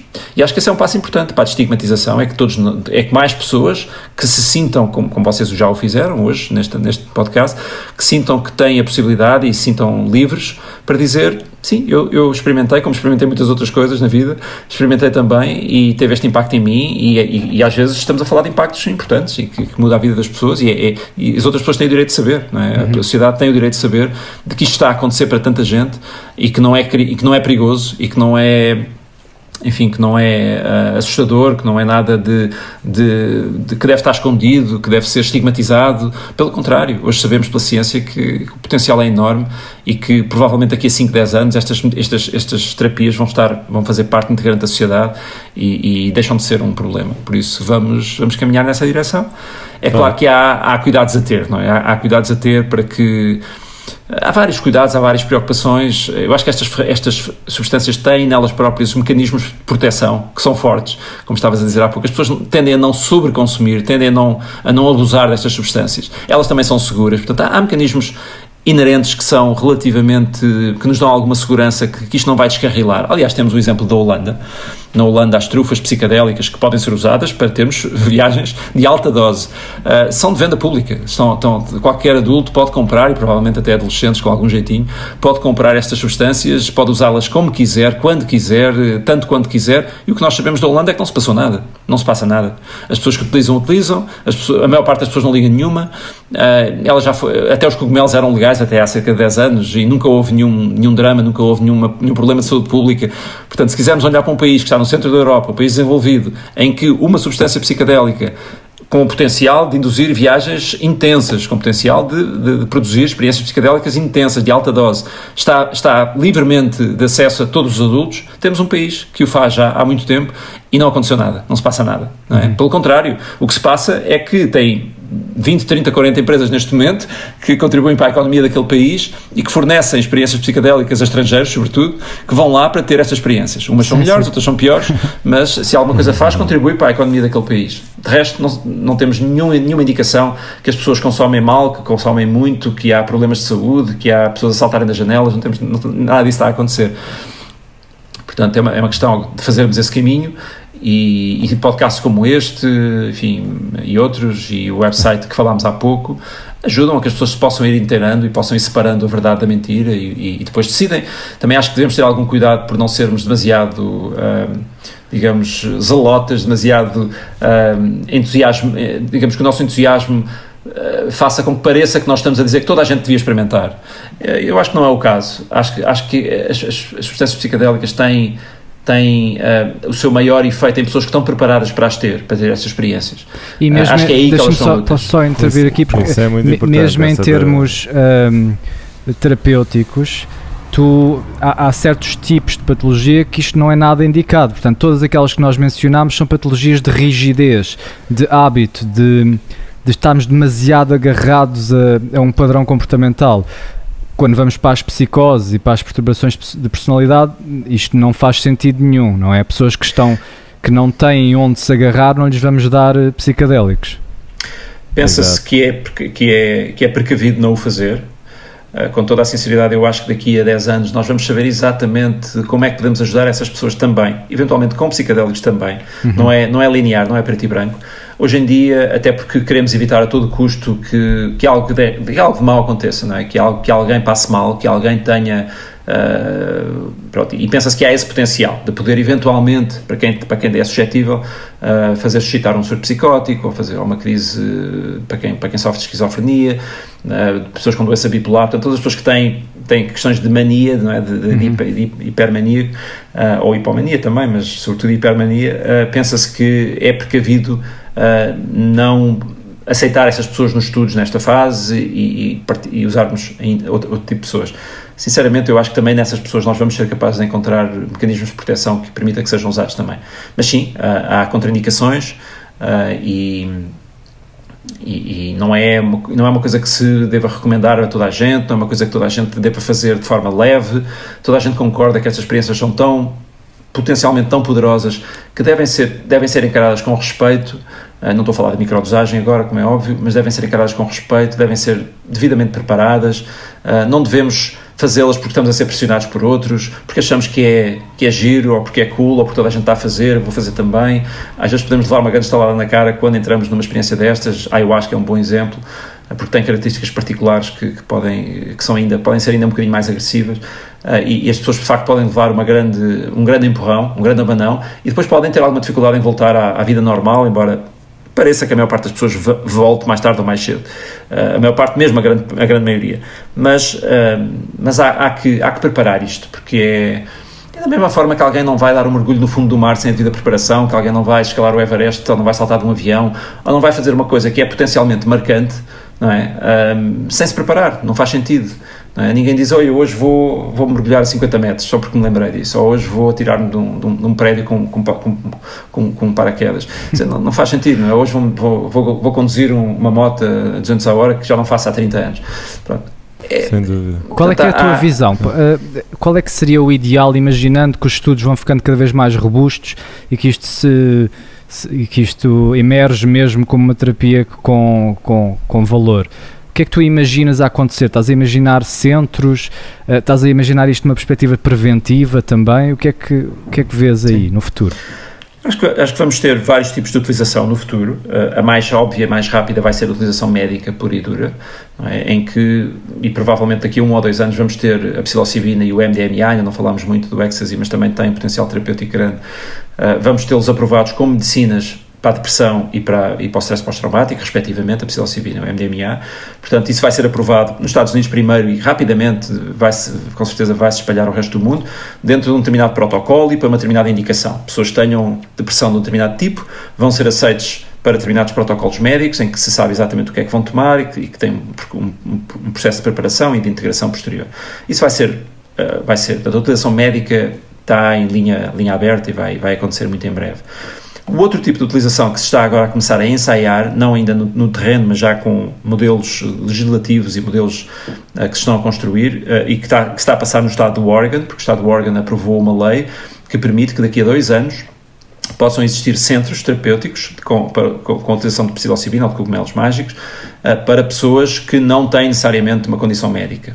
E o que se está a fazer é um processo, nestes 2 anos, de discussão pública, e há uma comissão que começou há pouco tempo a debater como é que isso deve ser feito, que precauções, quem é o staff que tem que estar presente, de onde é que vem a substância, qual é o acompanhamento que é devido, enfim, que precauções é necessário tomar. Portanto, aqui a 2 anos, previsivelmente, até um bocadinho menos, vamos ter pelo menos um estado nos Estados Unidos, pelo menos um modelo já aprovado, onde uma pessoa como nós, que potencialmente não tem depressão ou stress pós-traumático, pode ir ter uma experiência de desenvolvimento pessoal, de transformação pessoal, de descoberta, acompanhada e segura, mas fora do contexto clínico. Portanto, não é preciso ter um médico, não é preciso ter uma prescrição médica.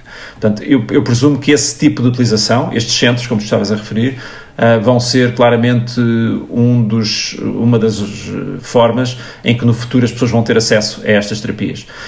O Instituto de Síntese, estávamos a falar há bocado, já representa isso na plenitude, porque desde há 3 anos que cria esse ambiente. Claro que é um ambiente um pouco seleto ainda, porque o preço é caro, nem toda a gente tem acesso e há muitas pessoas que não podem, por uma razão ou por outra, ter acesso, mas é já um modelo desse género, em que as pessoas são preparadas, depois têm uma experiência de 1, 2, 3, 4, 5 dias devidamente acompanhada e depois são acompanhadas posteriormente. Esse é outro tipo de utilização. Depois, a utilização mais livre, digamos assim, vai ser objeto de uma grande discussão. Hoje a discussão prende-se muito à volta de se a descriminalização é suficiente, se o modelo que temos em Portugal é suficiente.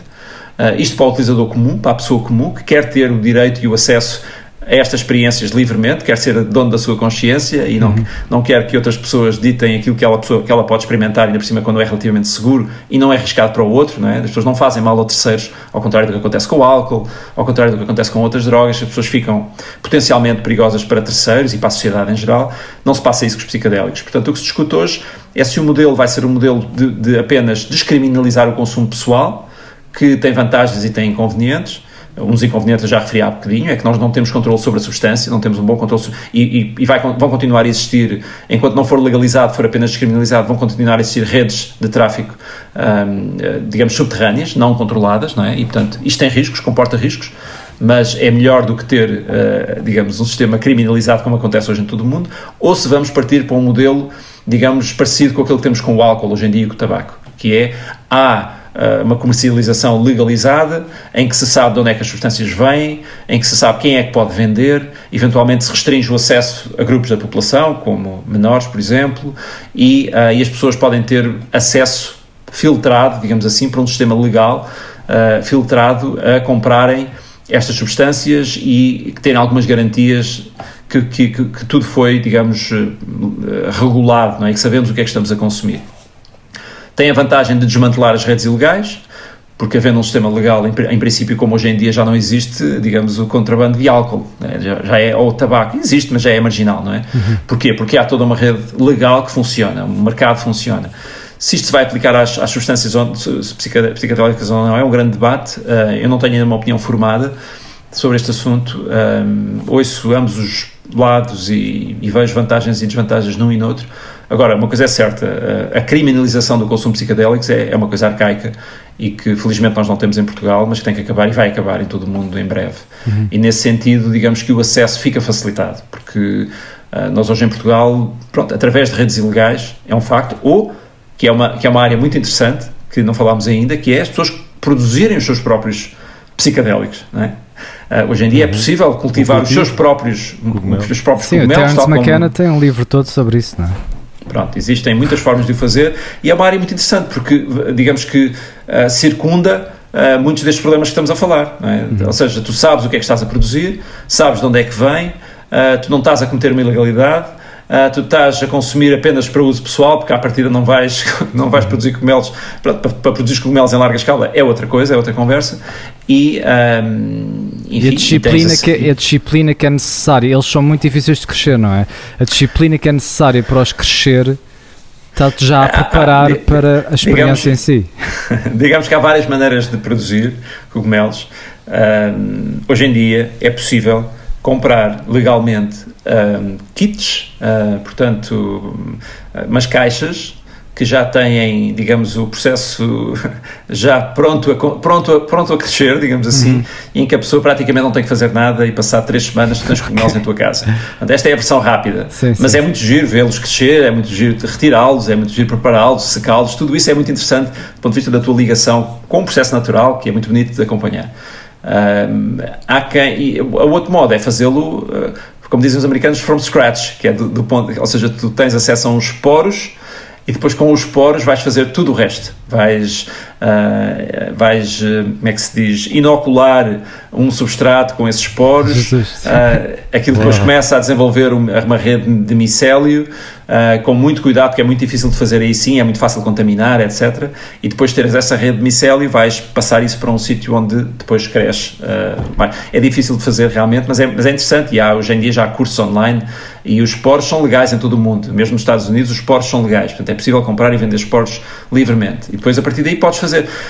É um processo único, porque te dá acesso, sem quebrares nenhuma lei, a uma substância psicodélica da qual tu tens o controle total e à partida ninguém sabe sequer que tu estás a fazê-lo. E portanto, nesse sentido, é uma via muito interessante de seguir e que está a ser explorada no sentido da liberdade individual, no sentido de promovermos, digamos, o acesso individualmente, sem quebrar nenhuma lei, a ter estas experiências. Mas pronto, mas é uma discussão que, isto para voltar à tua pergunta, os psicodélicos também têm vai ser muito difícil alguma vez controlar, por exemplo, as pessoas crescerem os seus próprios cogumelos, não é? Portanto, um dos medos que se tem com a legalização é que eles deixem de ficar acessíveis, ou seja, o mercado acaba por criar uma rede tal que é preciso uma licença especial, ou ficam muito caros, ou ficam de tal maneira controlados que é difícil o acesso. Um pouco como aconteceu com a cannabis hoje em dia.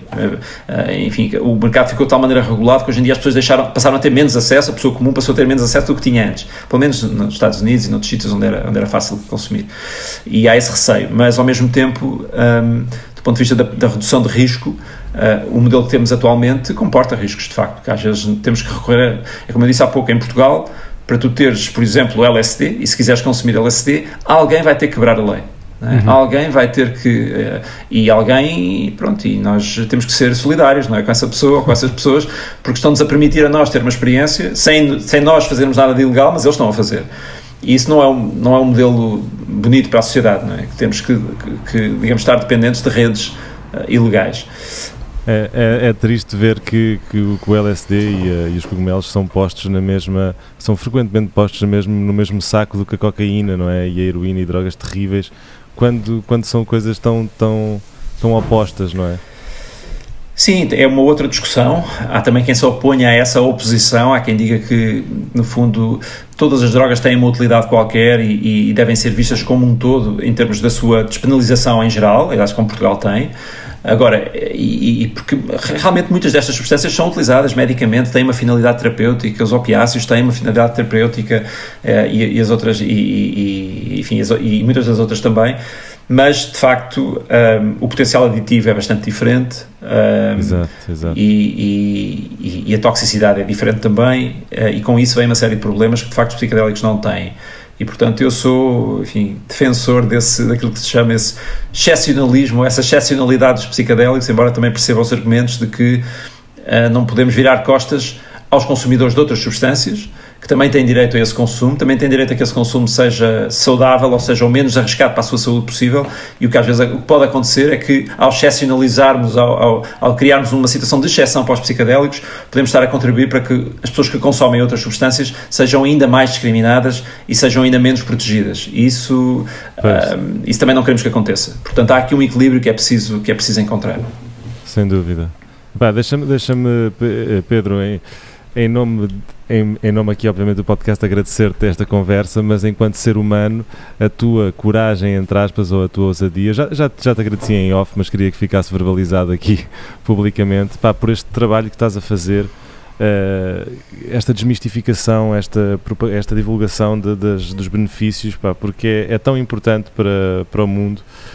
Obrigado, Pedro, por fazeres isto e teres esta atitude tão respeituosa para com a substância. É muito bonito ver, Obrigado. Espero que seja mesmo como o Hugo disse, que sejas a cara e que sejas a crista da onda que vem revolucionar o país, não é? Neste movimento de desmistificação, passando a repetição da palavra, destas substâncias. Obrigado, Pedro. Agradeço o teu comentário. Dir-te apenas que das coisas mais bonitas que os psicodélicos me têm trazido a possibilidade de conhecer outras pessoas e de estar com outras pessoas e de conhecer pessoas novas que estão também neste meio. Há uma expressão que se usa muitas vezes neste contexto que é muito útil de seguir, principalmente para quem se está a introduzir nesta área, que é find the others. Descobre quem são os outros, quem podem ser os teus amigos nesta aventura. E de facto ter conhecido uma nova comunidade de pessoas que partilham este interesse e este entusiasmo também nesta área tem sido transformador em si mesmo, e portanto eu não me vejo nada como um ponta de lança, mas se calhar aglutinador das pessoas que têm interesses comuns e que juntos, porque vamos ter que estar juntos para alguma coisa mudar, e temos também que discutir muito em conjunto o que é que queremos mudar e como é que queremos mudar. Ainda não sabemos exatamente como é que queremos mudar e não quero ser demasiado idealista e demasiado rápido nestas transformações sociais que podem vir a acontecer. mas é um trabalho fácil, é um trabalho de missão. Já agora deixa-me aproveitar para te perguntar, acho que não mencionámos ainda, eu não sei se tu és fã de redes sociais, ou sequer se usas, ou sequer se tens páginas de Instagram e Facebook onde nós te possamos seguir, ou talvez até de grupos que tenham conversas deste género. Queres partilhar aí alguns dessas coisas? Sim, na minha página pessoal eu uso o Facebook, o Instagram uso menos, confesso, e o Twitter também uso pouco. Uso o Facebook normalmente, uso assim de uma maneira muito abrangente e vou incluindo, e durante muito tempo incluí bastantes coisas sobre psicodélicos. Hoje em dia, porque o website Safe Journey está no ar e nós temos também uma página de Facebook do próprio projeto Safe Journey, é lá que publicamos a maior parte das coisas e que eu publico algumas das das novidades que vão acontecendo. E, portanto, sim, acho que o Safe Journey publica também no Instagram e no Twitter, e aí sim somos mais profissionais, somos mais organizados. Não há, infelizmente, muitas redes em Portugal de partilha online que eu conheça. A Cosmic Care tem uma página de Facebook bastante ativa, talvez seja a mais antiga e a mais fiável, e que eu aconselharia a seguir. Estou a falar da Associação Cosmic Care, embora eles não falam só de psicodélicos, mas também falam de psicodélicos, mas falam de políticas de drogas em geral, da área dos consumos em geral e da redução de riscos em particular. Sim, eles alertam quando há, por exemplo, uma pastilha que anda aí a circular e que tem algum componente esquisito, eles avisam, não é isso? Sim. Desculpa ter interrompido. Não, é isso, não há muito mais a dizer. Aquilo que vai aparecendo, que nós achamos ser mais, digo nós porque é uma equipa que está comigo neste projeto Safe Journey, nós vamos publicando, temos conteúdos originais também. Por exemplo, amanhã vamos publicar uma entrevista com um neurocientista brasileiro, uma entrevista que eu fiz aqui há 2-3 semanas, uma pessoa que faz investigação na ayahuasca no Brasil. Vamos publicar a entrevista dele, vídeo, amanhã, penso eu. Lindo. Pedro, desculpe, só para quem apenas nos ouve e não vê, queres dizer exatamente qual é o site? safejourney.pt. Safejourney.pt. Safejourney em inglês.pt. E o nosso subnome é um bocado paradoxo, mas é Psicodélicos em português, embora o título seja em inglês, mas é uma brincadeira. sim. Mas nós gostávamos tanto de Safe Journey que não conseguimos desligar-nos e não havia um bom título em português. Mas sim, safejourney.pt, tanto no Facebook, PT é o website, e depois através do website é fácil apanhar as redes sociais. E sim, estamos muito interessados em... Um dos nossos objetivos também é criar uma comunidade, e portanto, quanto mais pessoas possam ir acompanhando o site e lendo as nossas newsletters e fazendo comentários no Facebook, mais perto nós estaremos de podermos criar uma comunidade, digamos assim, de pessoas que se vão mantendo informadas e que podem depois partir para outras iniciativas, que eu acho que está tudo em aberto na sociedade civil em Portugal. Existe uma sociedade psicodélica de Lisboa, que tem também funcionando, tem tido um papel interessante em alguns fóruns públicos de discussão e vai fazendo também umas atividades, e tem também um grupo de integração que fomenta, portanto, pessoas que tiveram experiências e que depois podem querer ter um grupo ao qual pertencer para ajudar a processar essas experiências. A Sociedade Psicodélica de Lisboa é pequenina, eu gostava de ver a sociedade mais aberta, com mais pessoas. Tem sido um esforço bastante isolado, digamos assim, da sua fundadora. Eu gostava de ver com mais pessoas e pessoas mais diferentes, mas é um papel que tem sido importante também, principalmente enquanto não havia mais atividade. Agora passamos a ter mais alguma atividade, e todos juntos acho que vamos ser capazes de criar uma dinâmica que traga mais pessoas para esta área, e quem sabe até que, se Portugal não pode ser, nós escrevemos, eu e uma colega, uma professora universitária do Porto, minha amiga, e também que trabalha na Cosmic Care há muito tempo, a Maria do Carmo Carvalho, escrevemos um editorial aqui no Público, uma peça de opinião aqui há 1 ano ou 2, que está também no Safe Journey, em que dizíamos porque é que Portugal não pode ser, será que Portugal vai poder ser um pioneiro, como foi em políticas de drogas progressistas e digamos pioneiras. Se calhar também podíamos ter um papel na testagem de novos modelos de utilização de psicodélicos em sociedade. E nós acalentamos esse sonho de podermos atrair a conversa sobre psicodélicos para níveis mais elevados de responsabilidade e de poder de decisão na sociedade. E quem sabe podemos ter um deputado ou uma deputada a ouvir o nosso podcast e achar que pode ser uma área que vale a pena inovar, porque está tudo por fazer, e eu acho que Portugal podia ser um local interessante para experimentarmos novos modelos de utilização segura, legal, de psicodélicos. Vai acontecer noutros países, como eu disse, está a acontecer no Oregon.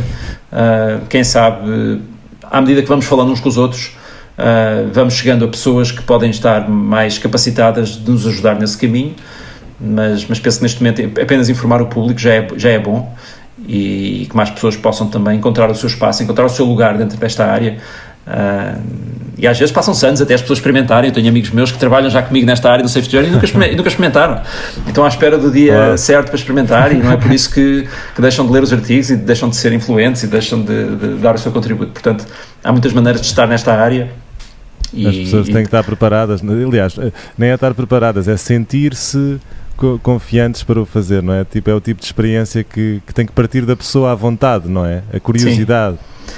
Nós às vezes usamos a expressão chamamento. Nós temos que sentir o chamamento. Eu estava a fugir dessa palavra, porque eu também não queria afugentar os nossos ouvintes, mas é exatamente isso. É sentir que chegou o momento, e acho que as pessoas chegam lá. Claro que há sempre incertezas, nunca podemos... E a viagem em si é uma incerteza pegada. Nunca sabemos o que é que vai acontecer, mas é preciso estar preparado, sim. Das experiências mais gratificantes que eu tive na minha vida, mais do que a própria experiência com os psicadélicos, é de proporcionar essa experiência aos meus amigos mais próximos e de acompanhá-los, entre aspas, na viagem, e de mudar as vidas dessas pessoas. É das coisas que mais prazer me dá e mais feliz me deixa. Portanto, eu costumo dizer, se experimentarem alguma vez, façam-no ao pé de mim e fiquem comigo. Prometo ser um bom pastor neste passeio que é a experimentação de substâncias psicadélicas. Excelente. É de facto muito bonito de ver. Devemos ter algum cuidado para não deixarmos o entusiasmo, não é? De tomar conta de nós e acharmos que temos esse papel, não é? E que temos essa capacidade de proporcionar isto a outros, mas quando acontece é muito bonito de ver, e acontece muita coisa em pouco tempo, não é? E é bonito ver a transformação a acontecer à frente dos nossos olhos. De facto, se me perguntares porque é que eu estou nesta área, o que é que é mais importante, ou o que é mais bonito, ou o que é que tem sido mais marcante para ti, é isso, é poder ser testemunha desses processos de pessoas que às vezes passam anos e anos a batalhar com um problema qualquer, e de repente ele desmorona-se, ou essa porta abre-se, e é de facto, é um privilégio. É um privilégio, exatamente, essa é a palavra. Muito bom. Lindo. Pedro, muito bom, Pedro. Olha, muito obrigado, foi um prazer, adorei o podcast, e tudo o que nós possamos fazer, podes contar connosco. Por favor. Queremos fazer parte da onda. Vamos embora, e quem sabe temos outras conversas pela frente daqui a um ano, ou atualizamos, porque isto está numa dinâmica muito grande, as coisas estão a mudar todos os dias. Quem sabe podemos continuar a falar sobre este assunto, talvez claro, alguns temas mais específicos. Eu sinto que nós não tocámos em imensa coisa que eu tinha aqui nas minhas notas. Podemos com certeza fazer isto outra vez. Usem e abusem. Estou cá. Okay. Pedro, muito obrigado mais uma vez. Obrigado também a todos os que nos estiveram a ouvir. Obrigado, Hugo. Não se esqueçam, safejourney.pt, sigam o trabalho do Pedro. Vamos criar esta comunidade. Falem connosco através de mausabidospodcast@gmail.com. E malta, façam boas viagens em segurança e, sobretudo, a palavra mais importante, com respeito por estas substâncias. Um abraço. Obrigado.